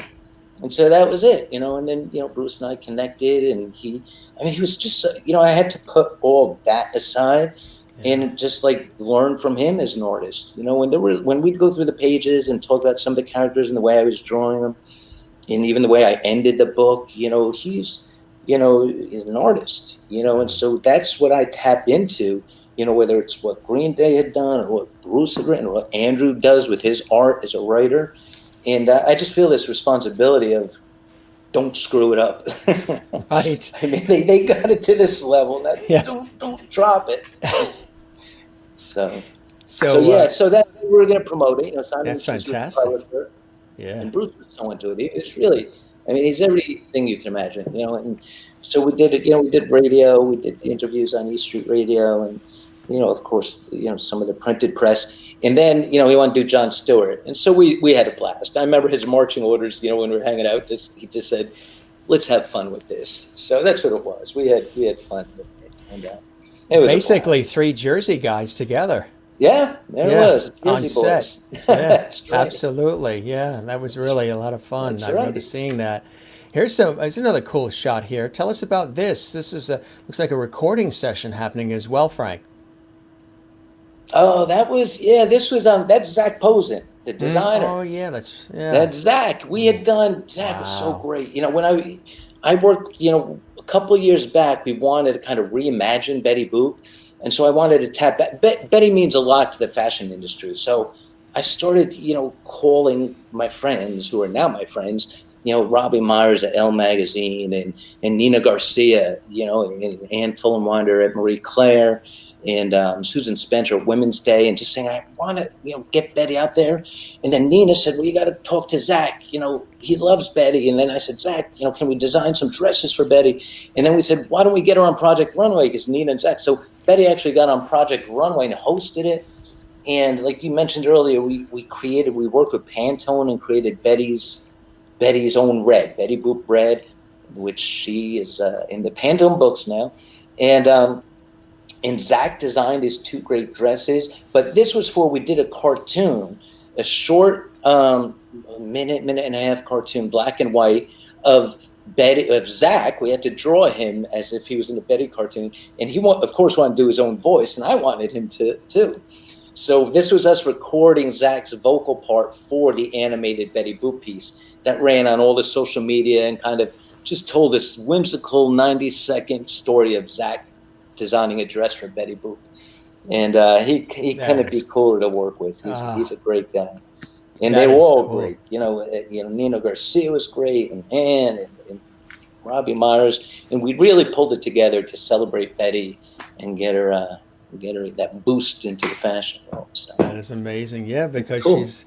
Betty Boop's a national treasure, an icon, She is. More beloved than probably most politicians, I would say. And she did run for president back in the 40s or 50s. That's right. For president. That's right. Here's another cool shot. You in action. What's happening here? That was us. That's Zach and I. We were laying out the storyboard for the cartoon. We were kind of coming up with the concept and the ideas. And the first thing I did when I met Zach and walked into his studio, being the designer that he is of high fashion, is I had to apologize for my wardrobe, saying, I know this isn't anywhere near. I'm surprised he let me in the building. But he was a blast to work with. He had a great sense of humor. And real talent. The closet doors were open, seeing just some of the fashions behind you guys there. Yeah, that's, What were you working on there at that time? This is the cartoon. That is. The previous slide was Zach in the studio. We were recording his voice for the cartoon. So now this was before that. We were just literally sketching out. Wow. And I still have that notepad because Zach took the pen and added some drawings to it too. Mm-hmm. And we pretty much laid out the cartoon. We storyboarded it right then and there. Right then and there. In that photo. That is incredible. That's really amazing. Yeah. Here's another, mention this one too. Yeah, that was Heart Transplant. That was my first graphic novel. I'm still involved with a children's property that my partner Steve Tsai created called Shushy Bye. And it's actually he's a great songwriter, and I did the children's book. I created the characters for him. And he has these like life-size characters, and it's on Baby First TV. Yeah. So the first books I did were actually children's books. It was a 3-book series, and we're still working on the property. I could hold them up when you. Put that, you have them there. Yeah. I don't know, and they're on Baby First TV. So, can you see them? Shushy Bye, these little kind of whimsical characters. Then It's Doozles, Snozy, and Z's. And then here's Where Are You Christmas? And like Steve writes the music. And that's all your everything we just saw there is all you? All of Yeah, that? yeah, Wow. he created the concept of shushibai. It was this story he used to tell his kids when it was time to go shushibai, like go to sleep. And he made up these stories about Shushi Land and Snore Shore, and Snoozles was the leader. Snoozles is the purple one. Snoozles is the leader here. And all the magical, so I really kind of wanted it to be like this crazy, colorful world. And so I created, the whole world of where Snoozles and all the Shushis live, and the Shushabai King. And he does these live shows that kids just love. There's such great messages. And he works with the singer Michael North, who's a great vocalist. And, Oh, yeah. and like I said, it's on Baby First TV, like 10, 11 o'clock at night to put kids to sleep. So That's cool. That's so cool and then stuff. Heart Transplant. So it was the children's books, and then Heart Transplant, and then it started going into Outlook P and Last of the American Girls, and a few other bits here and there. Now we have from Instagram the Betty Boop, the full. Tell us about that, the black and white. This is the Yeah. animated. Okay, Yeah. this is the piece. So when we had Mac do the lipstick, using the Pantone Betty Boop red, this was everything coming together. And then Zach had designed the dresses, which were going to run in a spread in Marie Claire magazine. And then I did a piece for Elle magazine where day in the life of Betty Boop, with Betty wearing Louis Vuitton and all different high fashions. And then we did Betty as a superhero for Healthy Heart Month for Women's Day magazine. So it was all coming together.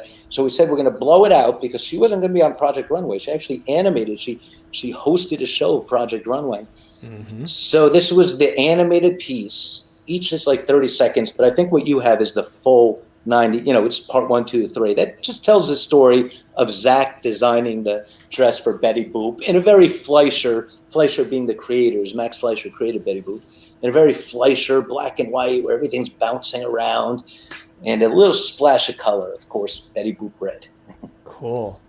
All right, let's take care of that right now. And here it comes, everybody. Hit it.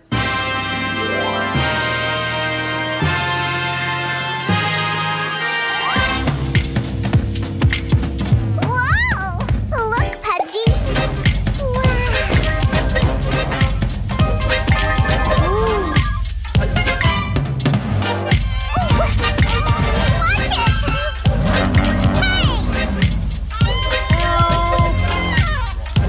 What's going on here? Huh. Put me down. Leave him alone! Oh, yeah? Come on, Betty. I got you.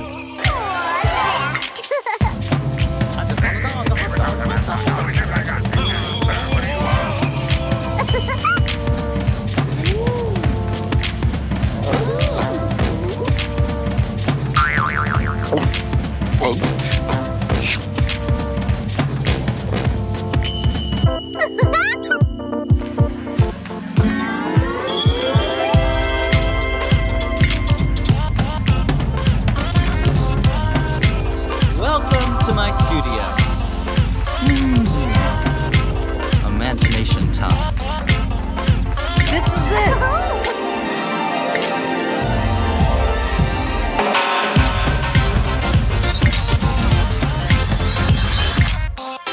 You're a star, Betty.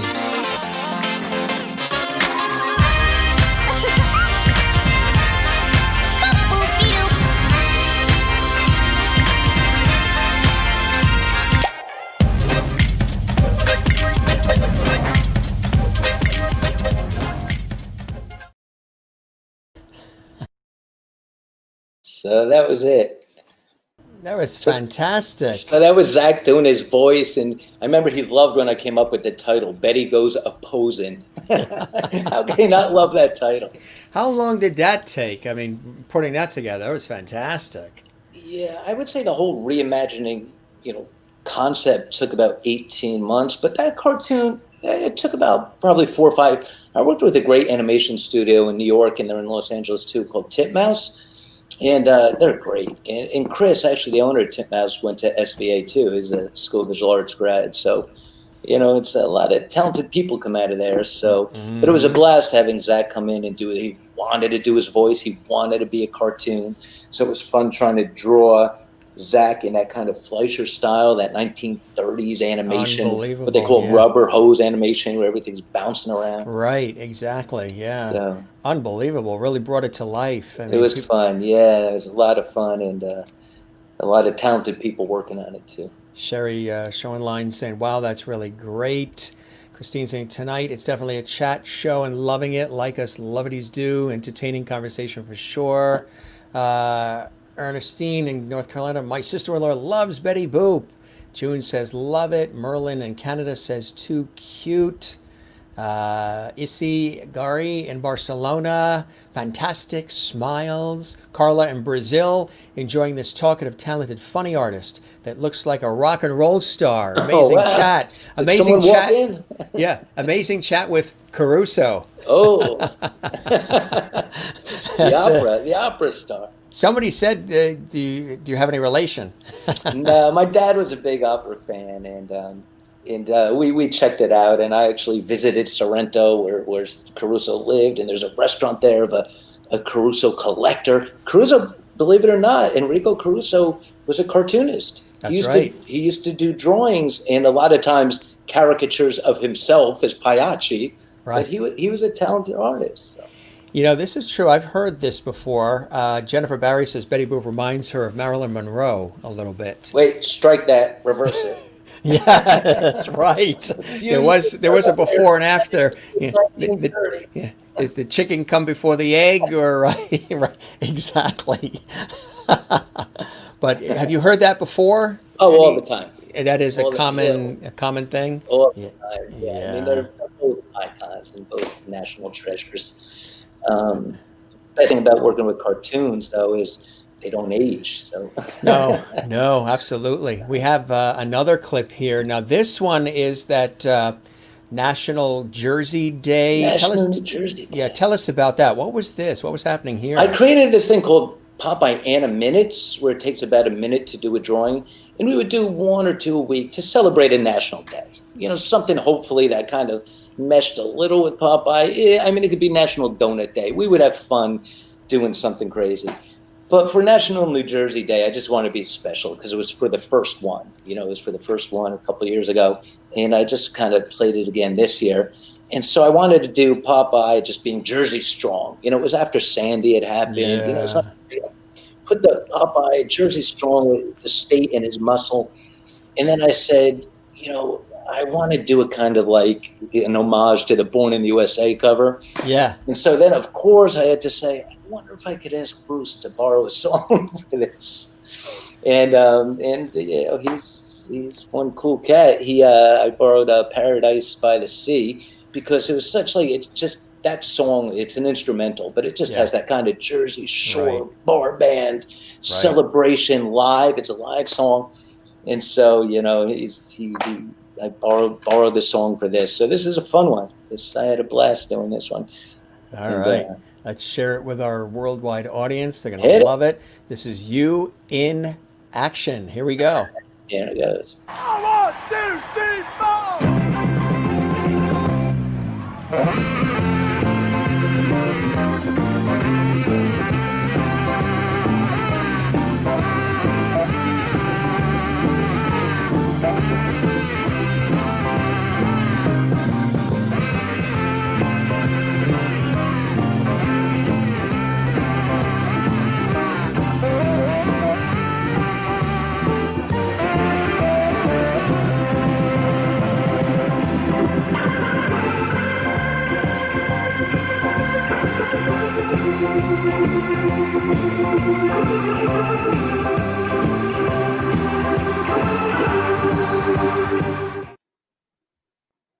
That was very, very cool.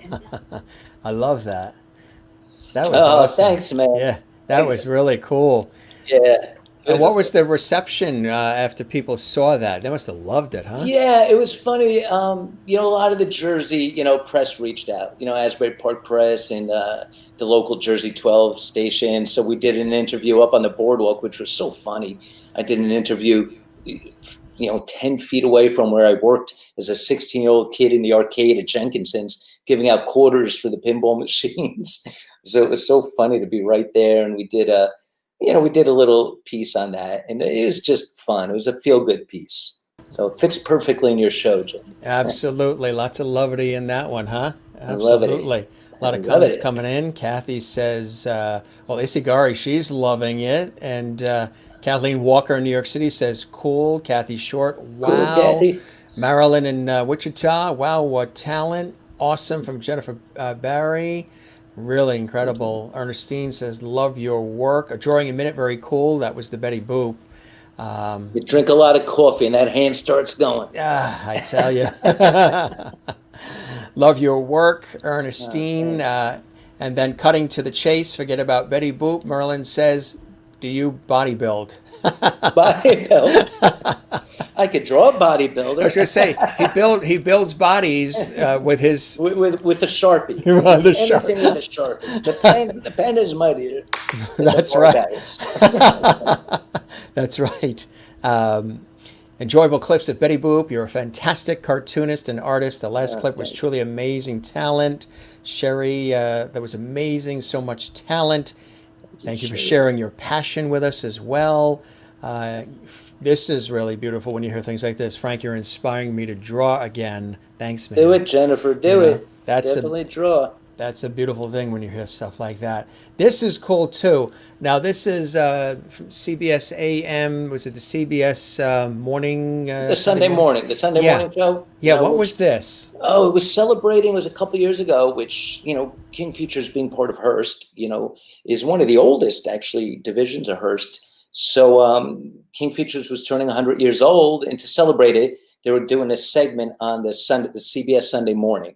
And I watch that a lot. I mean, I love watching it. And one of my favorite parts is the way they interpret the sun after a segment. Like, it's so creative. Fantastic. At the end. So it was such an honor for me to be able to say, do I get to draw the sun? And they said, what do you got in mind? And so I did this piece that when the King Feature segment ended, this is what ran. And it kind of tapped into my Anna Minutes, which is funny enough because, the thing Cameo? Where people do shout. My wife was talking to some of the folks over there, and they said, "Why doesn't your husband do the Anna Minutes?" So I'm actually on there now doing so you don't get me. No one wants to hear this guy from Jersey saying happy birthday, but we could do a fun drawing of something crazy, and then you give the drawing to someone. That is cool. So that anyway, cool. It's in this vein. You would see my hand drawing it, and this was for CBS Sunday Morning. It was an honor to do this for the 100th anniversary of King Features. Here it is. You know what that reminds me of, what you just said, as far as being able to have that ability to take something on the spot. Somebody throws a few nuggets out at you, and then you on the spot can create something similar to what like Wayne Brady can do, when you can throw him a couple of words and he can do a whole song in 10 seconds. He's incredible. It's similar to being able to have somebody throw a few things, and then all of a sudden you come up with something. That's amazing. That's a talent. It's a talent or a disease, because you can't stop doing it. It's like, you just...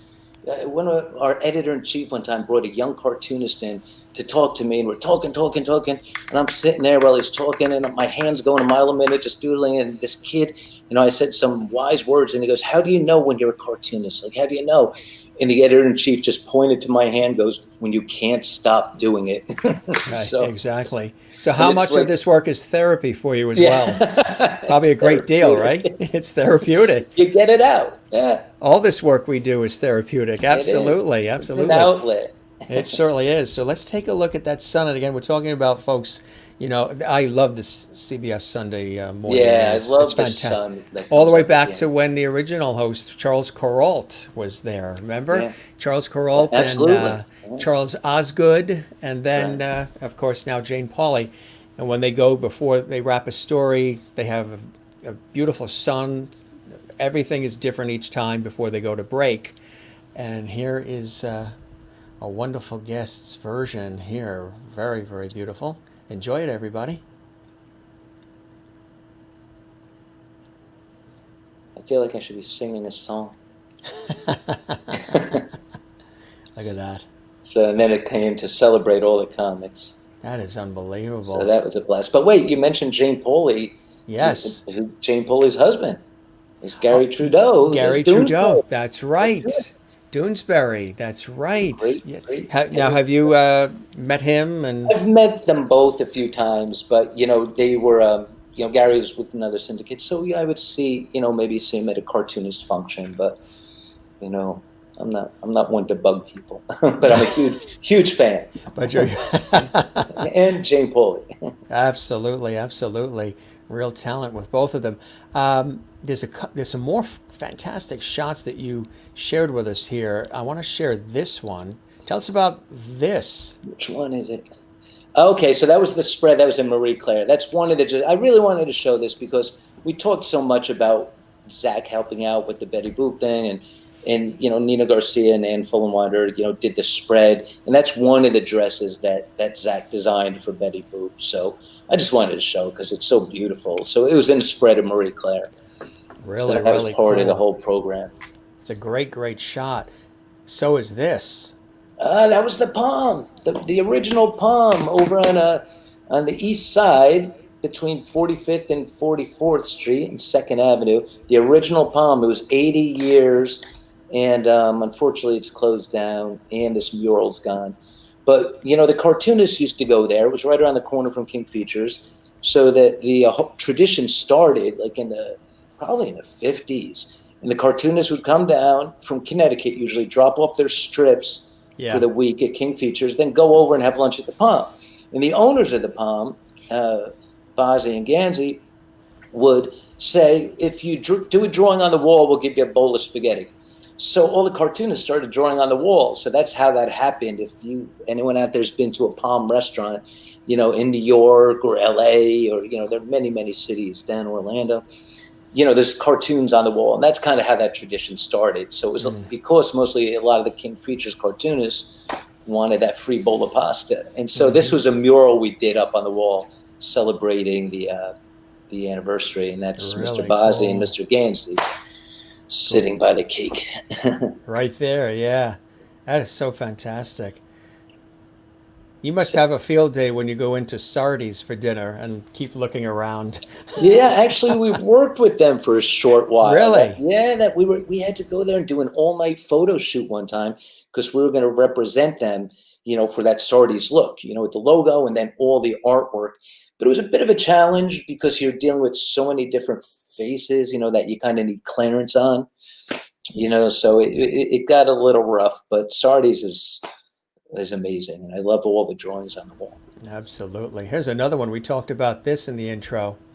What do we got? Seymour's Playhouse. Seymour, I love Seymour. Yeah, Seymour was on. It was co-produced by Safety for Kids and King Features, and the fellow who owned it, had the concept for Seymour the Safety Seal, and he sold it to Connecticut Public Television. That's right. To be a series. That was our sponsoring station on APTV. But he didn't have anyone to make the show. So that's a crazy problem to be in. So many people are out there trying to sell their show.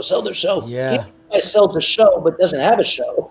Right. We literally had 9 months to design the characters, work with the puppeteers, write the scripts, write the music, design the logo, design everything that I never thought we were going to get on the air. I said, this is never going to happen. It's going to be a disaster. What years? Do you remember the years? I think it ran from 2000, I want to say 7, 8, 9, or Yeah. 6, 7, 8. It was that period. It ran almost 3 seasons, and the first we made it on the air. It was such a great experience. I was the executive producer, but we had to do everything. I was sketching it. We worked with great puppet builders. My friend Sid Happ, this great puppet builder. She helped with the supervising the building of them, the songs, the music. I actually wrote a few of the songs. We worked with very talented writers for the shows, and then 9 months later, that's when we won the 2 Emmys. They were the regional Emmys because we weren't a national show yet. So we won. That was like, I'm like, is this a dream too? Because I didn't think we were going to get this on the air.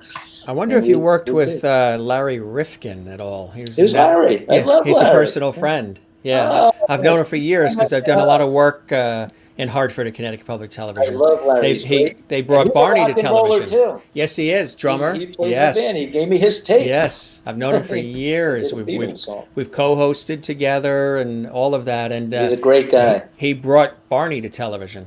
That's right. That's Brought- right. Yeah, brought Barney So to we were television. excited when he saw that in Seymour. And Yeah, he was became our very spot he's a on the station. visionary. Like he was always open to new, exciting things. Cool guy. Really, Cool very guy. much so. He's a Absolutely. musician. How can he not?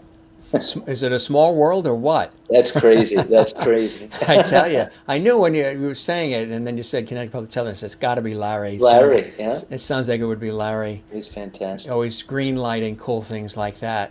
Tell us about this one too. Oh, that's funny. That was Dave. I met Dave Grohl a couple of years ago, just by chance, out in LA, and he's just such a creative guy.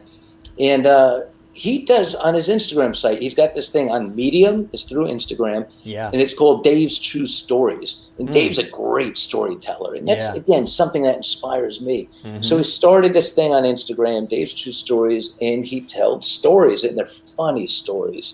You know, it could be about when he met David Bowie, or when he was going to jam with Prince, or he was going to play Ozfest. But the first one really touched me because it was about him growing up in Virginia with his mom, and this whole story about fireworks, which is hysterical. Yeah. And I did a bunch of drawings, but this is the one we used that they used on the site. So I mean, it's such a thrill because again, it's just another artist who I so respect, and so that's actually a young Dave Grohl. And I know one of his big influences was Neil Peart and Rush, so that's why he's wearing the Rush shirt. And that was another part of the story, but we only used the first one That is on cool. the site.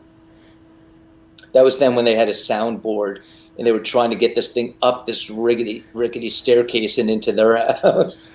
That's incredible when you look at that. I mean, God, you would think Yeah, that would take years.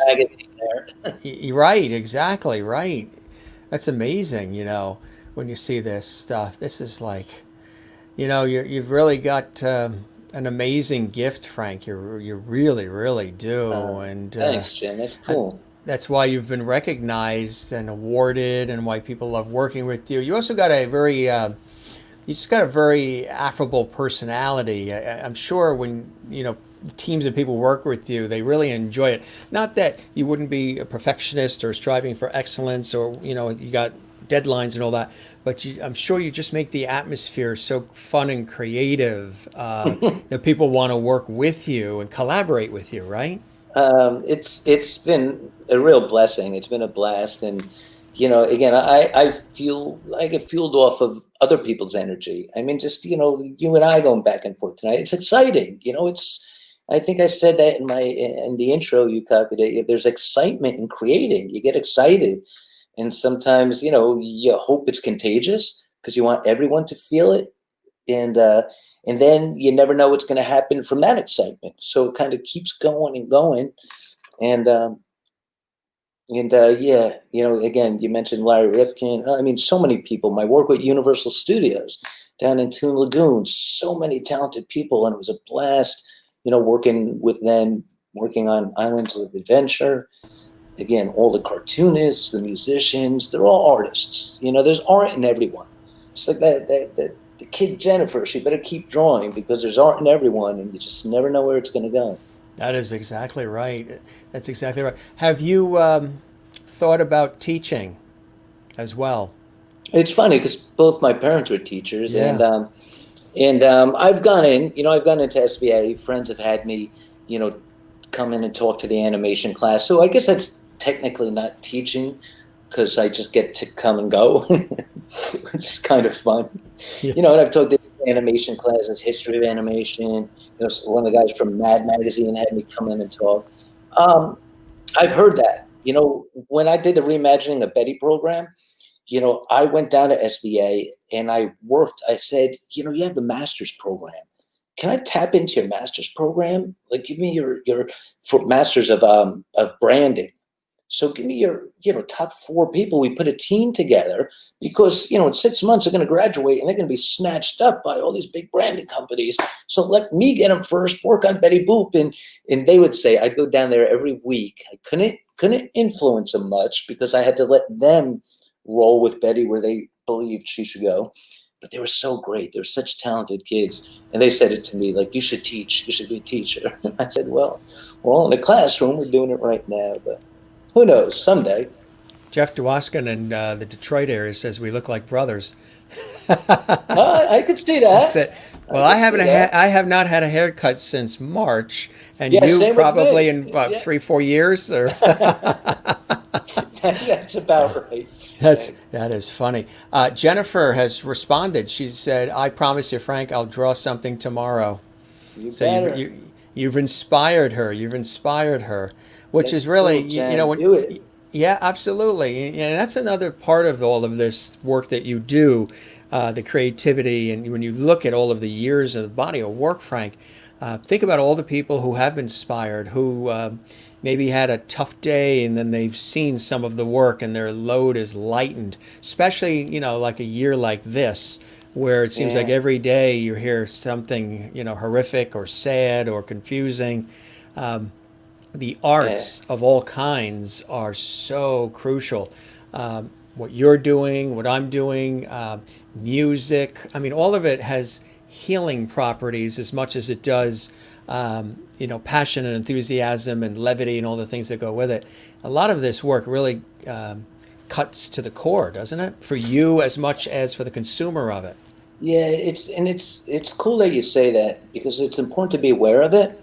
It's like I'm sure you are aware of it. You're talking to a camera, but people are listening. And I was that kid. Sitting in the back of the room, quiet and listening. And when somebody, when you were intrigued by someone or you were excited by something, it registered. So when I do talk to kids or you're talking to a bigger room, I always feel like when I leave, I'm like, man, I must have put them to sleep. These people must be bored out of their minds.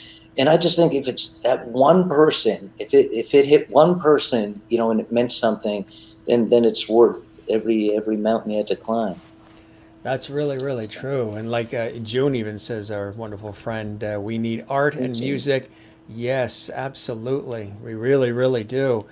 When you look at this, Music is right there with June and Jerry, two talented cats. oh, absolutely. They're unbelievable. Jerry's work, I'm a huge fan. And June is just, she's a whirlwind of creativity. Isn't she? Absolutely. She really, really is. And big-hearted as well. And definitely a lovety.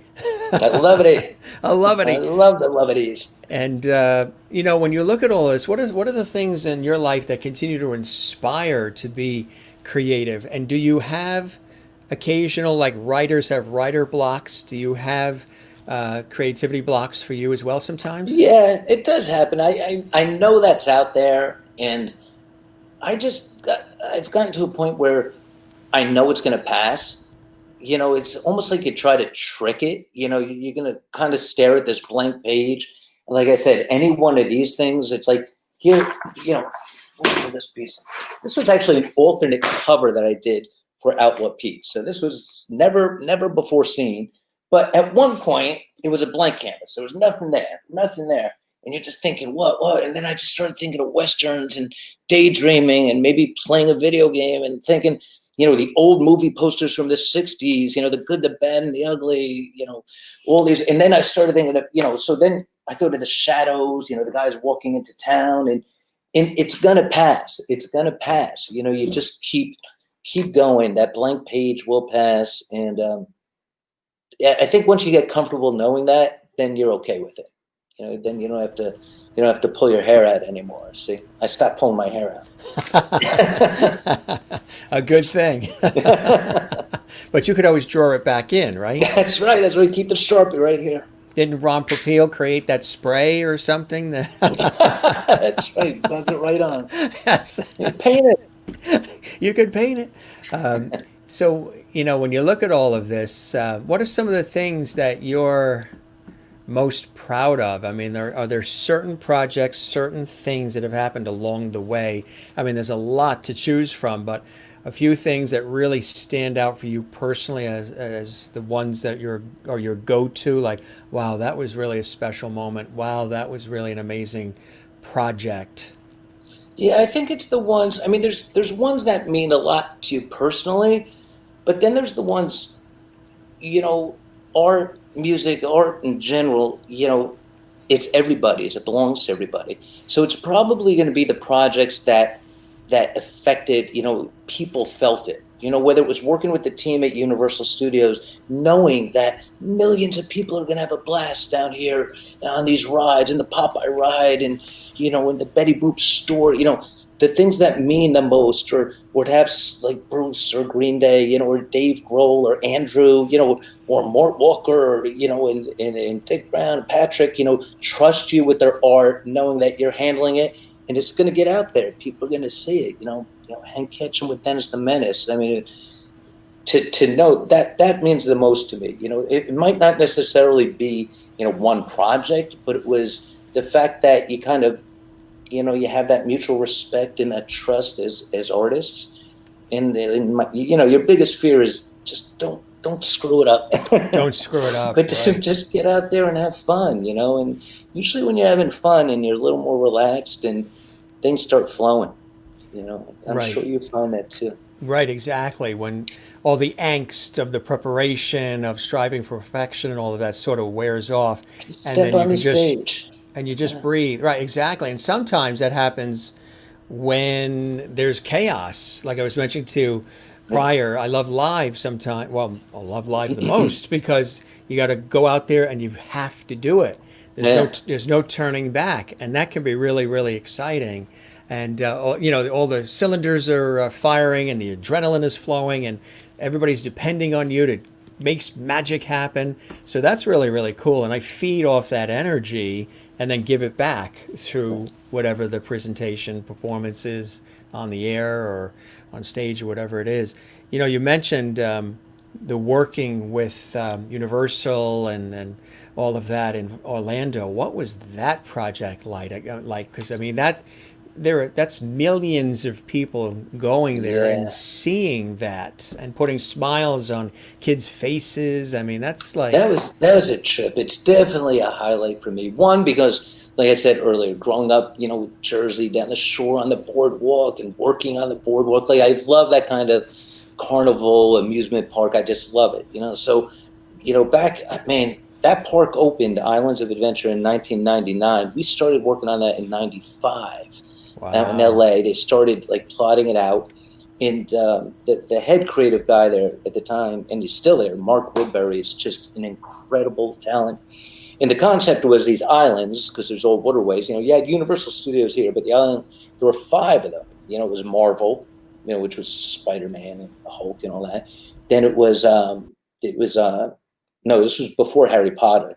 So it was what else? It was Dr. Seuss Land, and then you had Jurassic Park, and then you had kind of Greek mythology land, and then you had Toon Lagoon. And Toon Lagoon was, I'd say, about 80% King Features properties. I had a Popeye ride, Betty Boop stores, all the comic characters created the street there.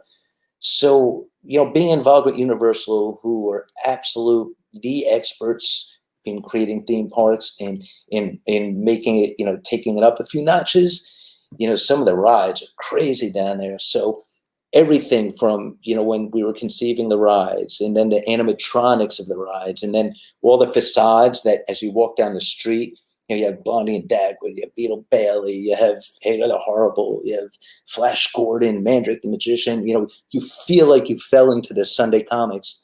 And then Betty Boop has her own store and all the product that goes in there, and Dagwood has a restaurant, all the food, the napkins, the cups. What's it going to look like?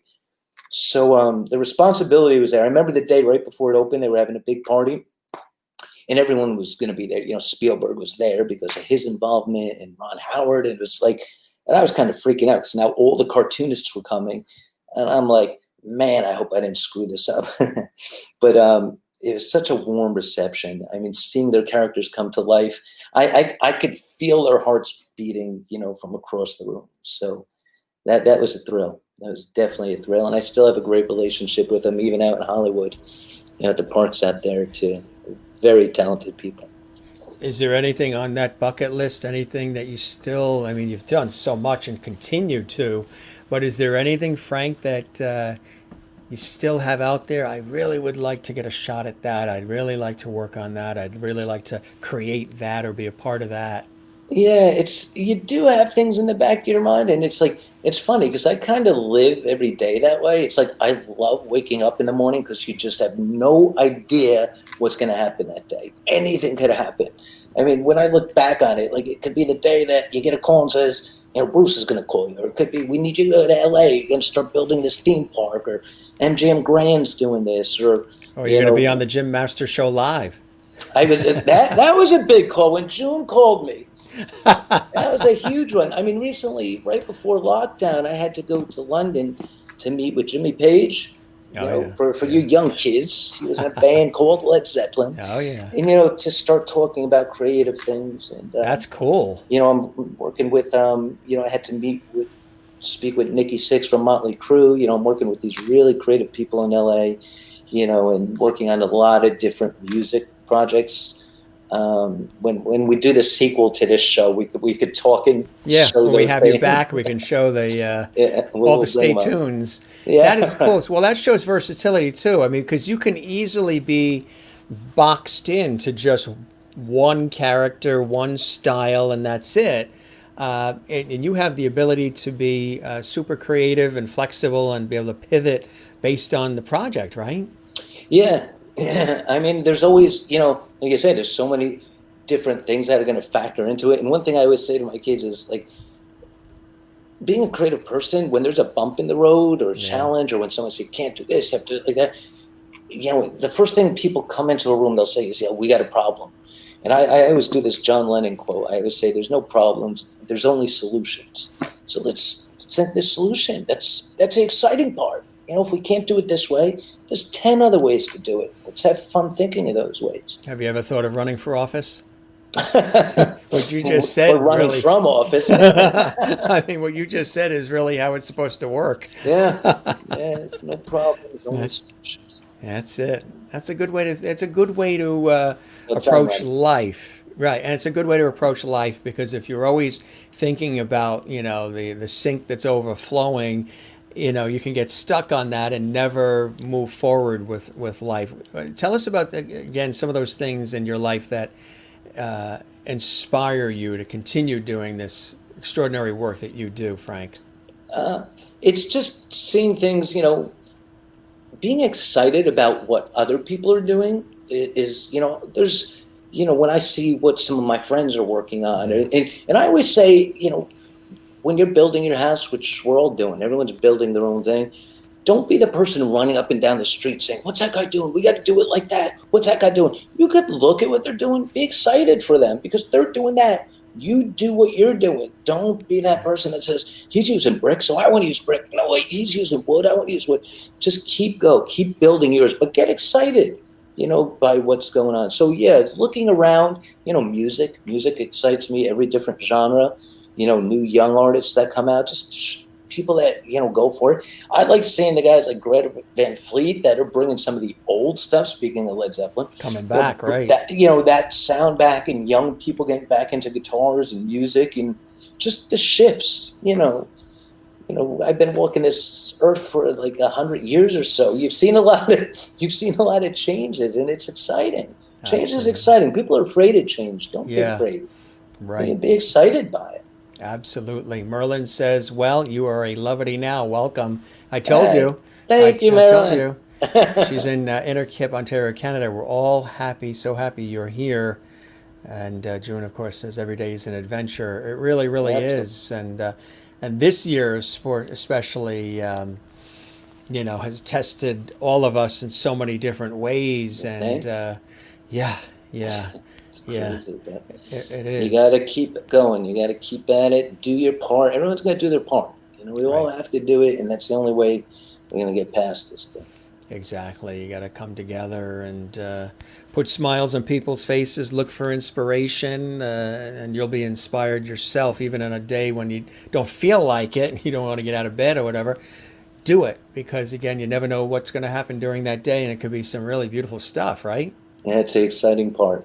It is every day. Like you say, get up, get out there, and just see what's going on, and be happy to be a part of it. Absolutely. So you have a music background as well, right? You play different instruments? I do. I started when I was a kid, like at 8 years old. I started drumming. And then I just love music. It's just, like I said, I think I started as a kid as, into the Monkees. And then my older cousins were like, Monkees, you got to into the Beatles. And then the Yeah. Stones. And I just love all music. I just love it all. So I would just start picking up guitars and keyboard. My dad played piano a little bit. And we played violin. So, some of my cousins we kicked around. And then I played in bands, all mostly in Jersey, Yeah. but we were no good. we had this one gig we played down in Asbury Park, and there was a biker bar. It was called Mrs. J's, and it was next to the legendary Stone Pony. And the Stone Pony is where Bruce always played there, and great acts played the Stone Pony. When you say you're going to Asbury Park, everyone says, "Oh, Stone Pony." So we used to play at this place, Mrs. J's, which is a biker bar. It was like nightly stabbings, but we played. It was fun. And so friends would say, "Where are you guys playing tonight?" We'd go, "We're playing down in Asbury." They go, "Oh, you guys are playing the Pony?" And we'd be like, "No, we're playing the place right next door to the Pony." But it was fun. It's just, again, you're creating with people. It's that thrill of being on the stage, like you said, going live. Yeah. In collaborating with artists and learning songs. And I think sports plays into that too. You learn how to be a team player. Right. I played a lot of sports in my life, so. And your son, you said, had surpassed you in the musical absolutely. area, huh? Yeah, but that's not hard to do, But he's just got the ear. He definitely has the ear, and for the sound and the tone, and he's fantastic. What does he go for? What genres? What does he really like? It's unbelievable because when he was younger, of course I force-fed them the Beatles. But, kids are if you're playing guitar, you're going to go back to the 60s and 70s because that's when people played guitar. Right. In the 80s, synthesizers came in. But, Yeah. And then you flip over to the 90s because that's when grunge, you picked up guitars again. So, when I would hear him playing like Clapton and Zeppelin and Beatles, and he'd be playing all three leads from the Abbey Road medley, I'm like, whoa. Then he would move over to the drums and play. Then he's playing the end of Layla on piano. I'm like, man, this guy just could hear it. So again, I get excited by that. I mean, I can never be that good, but he's cool. We all have our talents and our gifts, right, Frank? Yeah. We really, really do. Well, I tell you, this was really cool, sharing your passions, your enthusiasm, your accomplishments, the wonderful work that you've done and continue to do. And so many people have been inspired with all these amazing comments around the world. And it's really a cool gig you've got that you've created there. And you've been able to, bring such joy to so many people through your work, and you continue to do it. And it's one of those pinch me blessings that I'm sure you wake up every day and say, wow, I'm one lucky guy to have this opportunity and to have honed my craft, have these opportunities to be mentored by some of the greats and pay some of that forward to those coming up the ranks, right? Absolutely. That's what it's about. Well, and then landing on the Jim Masters show. That's the pinnacle. I mean, you say you wake up every day. I woke up so excited, and there's Gilligan. And you got Gilligan. I mean, hey, little buddy. Gilligan wants to say hi to Betty. Betty's behind me. They want to go for coffee. You're the best, Frank. Thanks for all this time. Cool, man. Like 2 hours, and just it feels like it was 40 minutes of that. And I hope you enjoyed the time with me as much as I certainly had with you. You're great. I feel like we were high school buddies or something. We were kicking it back and forth. I hope we didn't put the people overseas asleep. No, of course not. We woke them up. Good morning. That's it. Good morning. Well, I hope we get a chance, as this hopefully passes, to get together and pour some wine, break some bread, play with some of the toys in your toy room there. That would be cool to do. Again, Frank, you really are amazing at what you do, and we can see why you're renowned in the work that you've accomplished. And we really thank you very much for all this incredible time. It's a really cool experience. I love, I admire your work. So I'm glad to have you here as my guest tonight and giving us all this time too. Well, thank you, Jim. It's a real honor for me to be here, and your energy and creativity is just as contagious. So keep spreading it. It's a good thing. I appreciate that. Nice comments coming in. Everybody likes to say, wrapping things up. And Merlin says, yes, I loved watching you and Jim on YouTube. Willie in Holland is still up. Bye bye, Hey. Frank. I enjoy. Thank you. Enjoyed the guests tonight. Marilyn, joyous and interesting evening with Frank and Jim. Really, really cool. And Jennifer, thanks, Frank and Jim. Jen is now Zen. I like that. June says, let's all get together soon. Absolutely. Absolutely. Kathy says, thanks, Frank. You're amazing. Talented man. I love the passion and fun. And enjoyed the guests tonight. Great work. Good stuff. Good stuff. All right. That's it. Tell them we're just getting warmed up. Just getting warmed up. Rhonda sends claps and applause. Rhonda Murphy. Right back at you, Rhonda. That's it. That's it. You're in Lovity Hall here. Thank you. Well, my friend, I toast you. You have, oh, good. Perfect. Is yours empty too? Yeah, just so is mine. I'll You know, click it's, it with my ring. but, it's funny. This starts full. And I say this every night. The positioning of where George is always next to the glass. So you see the cigar. I think that he presses a button and it sort of shoots out like a straw, and he just suctions my glass because, leave it to George. It's all liquored up. Because it starts full, and by the time I'm done chatting, it's empty, and I don't know how that happens. And he's always hanging out there with Jeannie. He's always making sure Jeannie's well cared for. George likes to hit the bottle, we said. George likes to hit the bottle, and that The Jeannie cigar bottle. doubles as a long straw. Thanks, my friend. You be well. You be safe. You Thanks take so care. much, man. Stay cool and keep bringing in great people. I love watching the show, and again, it's an honor. Keep doing good things. It's all cool. I appreciate it, my friend. We will see you soon, and thanks for all the time. You're amazing tonight. All right, cool, man. Stay well. All right, you too. You take care. All right, cool, Jim. Bye-bye now. He's amazing, isn't he? He's awesome. Great comments coming in here. This is just Act 1, LOL. True fun evening in Lovity Hall. Thanks for sharing and making us smile. Loved seeing Frank create. Thank you for visiting with the Lovities tonight. And we got cheers and flowers, and that's all, folks. Yeah, that's Bugs Bunny, right? Or is it Porky Pig? Let me ask. He's here. Is it Porky Pig? You can hear me. I was going to say, the expert's still here. We've got to make sure we get it accurate. Love seeing Frank create. Thank you for visiting with the Lovities tonight. Love you guys. A true fun evening, Lovity Hall. Thanks for making us smile.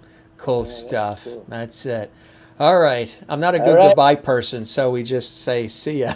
Till next time. Stay cool, everyone. All right. You too. Good night, Bye-bye. friend. Cheers. Cheers. Bye-bye. Cool, huh?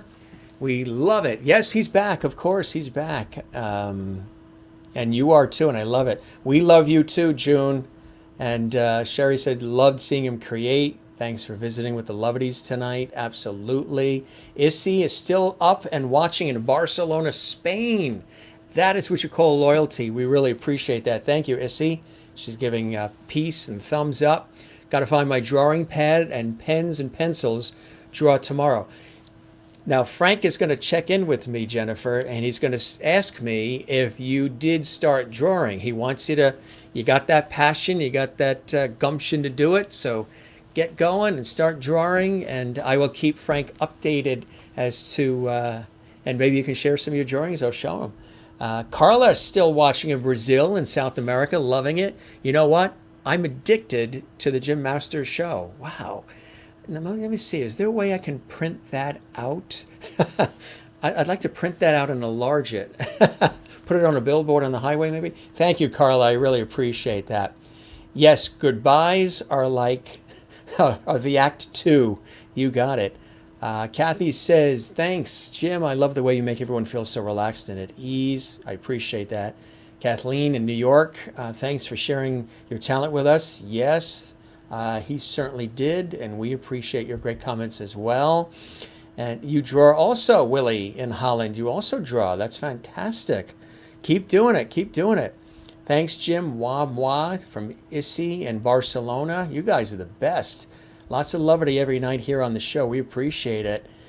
Wow, that's really, really cool. I want to show you some of the cool people coming up. Tomorrow we have actor and singer and performer Bart Shadow is here tomorrow. He's joining us. That's right. He's going to be here. That's Friday night. Then on Saturday, Richard Pryor Jr. You got it. He's going to be my special guest on Saturday. We're going to have an amazing conversation. And then, of course, you know from public television, and I've interviewed all these guys on PBS over the years. We've had Ryan Kelly on from Celtic Thunder. We've had Neil Byrne. We had Irish tenor Paul Byram last week. We've had Chloe Agnew from Celtic Woman. We've had Renee Nesbitt from Celtic Woman and Celtic Heart. Colm Keegan is going to be with us on Sunday from Celtic Thunder. He's going to be in Ireland, I believe, where it's midnight when he joins us. So that's going to be cool. And then this is Barry Pearl. And on Monday, Barry Pearl is going to be our guest. And you see the character on the left? He was in the movie, the 1978 movie Grease, among many other TV shows and sitcoms and so much more. Phenomenal actor, but really known for being in Grease back in 78. He's going to be with us. There's the then and now photo. He's going to be with us on Monday. And then really, really cool, we've been mentioning this. This is really extraordinary. On September 24th, which just happens to be my birthday, the Voices of Classic Soul are going to be here. And these guys are from the Temptations, the Drifters, the Platters, and the Four Tops. They've been watching the show. Their reps have been watching the show. They contacted me and they said, we would love, the guys want to come on the show. So what I was initially going to do is I wasn't going to have any guests on September 24th. I was just going to do a nice host chat show with the viewers, and we were going to maybe have a cake and have some fun. But then I said, you know what, how cool it would be to have these guys on the show and to perform on the birthday. So I said, is the 24th doable? And they said, absolutely. And it's your birthday. That's the day we want to be on. So they're going to be here on the 24th. You see Theo Peoples, and yeah, they're going to be here again, members of the Temptations, the Four Tops, the Drifters, the Platters. That's going to be cool. That is on September 24th. That is absolutely amazing. And again, taking another wonderful stroll down memory lane, taking a look at some of the amazing work of our very special guest tonight. He really is talented, Frank, isn't he? And you know what's great is he's just a cool guy. He's very, like I said in the beginning, he's very approachable, and he loves what he does, and he puts a lot of heart and soul in it, and he shares it with the world as he has so gloriously here. There he is again, teaming up with the one and only Bruce Springsteen, or Zach, and just incredible, incredible work. And this is just, what you're seeing here is just, you know, scratching the surface of, you know, decades of work, and really incredible creativity. And it's amazing. He's got a gift. He's really got a gift. And we were happy to show some of those incredible drawings and things of that nature as well. And I do want to share one more time, because it was short and I really loved it, the CBS Sunday morning one, because that really is cool, when he was tasked with actually creating that sun that they use as a graphic for the television program on Sunday mornings. I just want to show you that again because it really was amazing. Here it is. Isn't that cool? An artist at work, and look at that. Look at that. That's a blessing. That's not only talent, but he knew he was being blessed with the opportunity to do that. Really incredible. Marilyn in Wichita, good night to you and all the lovelies. Kathleen, cool guests, you got it. It's always toodaloo for Rhonda. And another amazing interview, Jim. Thank you very much, Sherry. I'm so glad you enjoyed it. Send the drawing to jimmasterstv@gmail.com. Feel free to do that, and I'll make sure I pass it along. Absolutely. If you're going to draw something tomorrow, draw something with levity. Since we all love that word here, just stumbled on the word, and all of a sudden it became part of the show. All right, gang, remember what we do here on the show when we get ready to wrap the show up. A couple of things we like to do here, one of which is say relax, breathe, love one another, take care of one another, but also of yourself. That's something I had to learn, that if you're on an airplane, put the oxygen mask on yourself first before you put it on the other person. I was always raised of the ilk that you help the person first, but you got to have your oxygen before you can help the other person. So relax. This is cool, isn't it? Again, a little artistry there. It's like a 1920s, 1930s beach scene in Newport, Rhode Island. We got this. Isn't that cool? We got this at a gift shop in Newport, and it says relax. And I tell you, sometimes even your host has to remember to do that. So we tell you to relax, to breathe, love one another, take care of one another. Hopefully we've inspired you and put some smiles on your face tonight and entertained you, informed you, educated you. Whatever we could do here, we pull out all the stops here on the Jim Masters Show Live. And one other thing we do here, maybe a little corny, but what the heck, especially during the year we've all been through. You know how I say I'm the host and producer and maybe the star of the show? What you guys are too. Oh yeah, every single one of you around the world. You're the ones who watch the show every night. You support it, you watch it, you tag, you share, you tell everybody about it. You're helping the show grow. So you guys are the stars just as much as I am and the guests are. So we love you guys too. It's a blessing to have you here every single night. Yes, Isigari in Barcelona. Voices of Classic Soul 2 weeks from tonight. Stars from Willie and Holland. Good night, Jim Lovety. Good night, Jim and Loveties. Have a wonderful evening. Oh yeah, from our friend June. Bye all. Willie says, don't forget the star. We got this blue star in there, absolutely. Kathleen, you as well. Good night, Jim. Have a great night. I agree, Christine. Frank was not only talented, but very humorous, fun and kind, too. All the clips, photos were great as well. And those are just some of his amazing work that we showed tonight. He will be back. The door's always open for our guests, and we will definitely have Frank back. He's teased this with a lot of stay tunes, so we're going to have to be updated on some of the cool projects he's working on. Good night, Jim, and all the Loveties to you as well, gang. We're going to wrap up. 2 hours and 12 minutes. I tell you, for the price of admission, $0, you guys get a lot of entertainment value here, don't you? And I'm standing the whole time. First thing I'm going to do is take these darn shoes off and throw my feet up in the air. All right, gang, we're going to get ready to wrap up here. Thank you very much, Issy. Thumbs up to you as well. Jim Masters here, thanking you for your time this time. Till next time, tomorrow, 7 p.m. Eastern, 4 p.m. Pacific. Actor Bart Shadow will be here. Saturday, Richard Pryor Jr., and the list continues. But of course, having you here with me every night, coming into my world and me coming into yours, is a true blessing. And the fact that you guys are following along and enjoying it, and all these notes and letters and texts and comments and posts on YouTube and Facebook, truly, truly is a blessing. Yes, I didn't eat yet, so you knew my meal is waiting for me. Good night, Jim. Enjoy the meal. And fun night, Jennifer. Glad you enjoyed it. All right, gang. We bid you a fabulous evening. If it's daytime for you in Australia, New Zealand, I know you need a comfy chair during the show, right? I used to do it with a chair. I used to be seated, but then we expanded our set. So, and there's something about being able to move around, plus having all, the George Burns and all these characters, something about moving around, the energy of moving around. It's kind of like I'm on stage or I'm in the television studio. Good night to the cast of characters and the Loveties and the one and only Masterful. Thank you very much. Yeah, that's what Pepe Castro, our buddy, the musician, songwriter, singer, Pepe Castro has always called me. I call him Pepe, and he calls me Masterful Masters. 3:13 a.m. Is that your baby picture with the roses? That's a cutie, if that's you. Or is that a granddaughter? That's a great shot, Willie. 3:13 a.m. I tell you, you are truly a Lovety. Claudia, hello again. I got to watch some of your show. Hope everyone has a great night. Fantastic. And if you missed anything, just go to YouTube at Jim Masters TV. All the episodes are there, including this one. Share the links as well. That's the picture of you as a baby, Willie? You were a cutie. And you still are.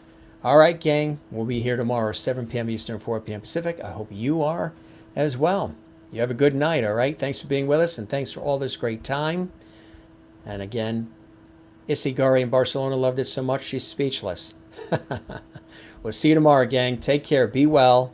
And we'll be here tomorrow. If you're not here, no problem. Watch it in the archives. All right. Love you all. I know when I wrap, another comment always comes in. Good night, Jim. I will re-watch the show on YouTube. Thank you very much, Soraya. We appreciate that. And thanks for, your viewership as well. We really appreciate that. It's cool that you're here watching as well. All right, gang. Once again, good night. We will see you tomorrow. Love you all. Bye-bye.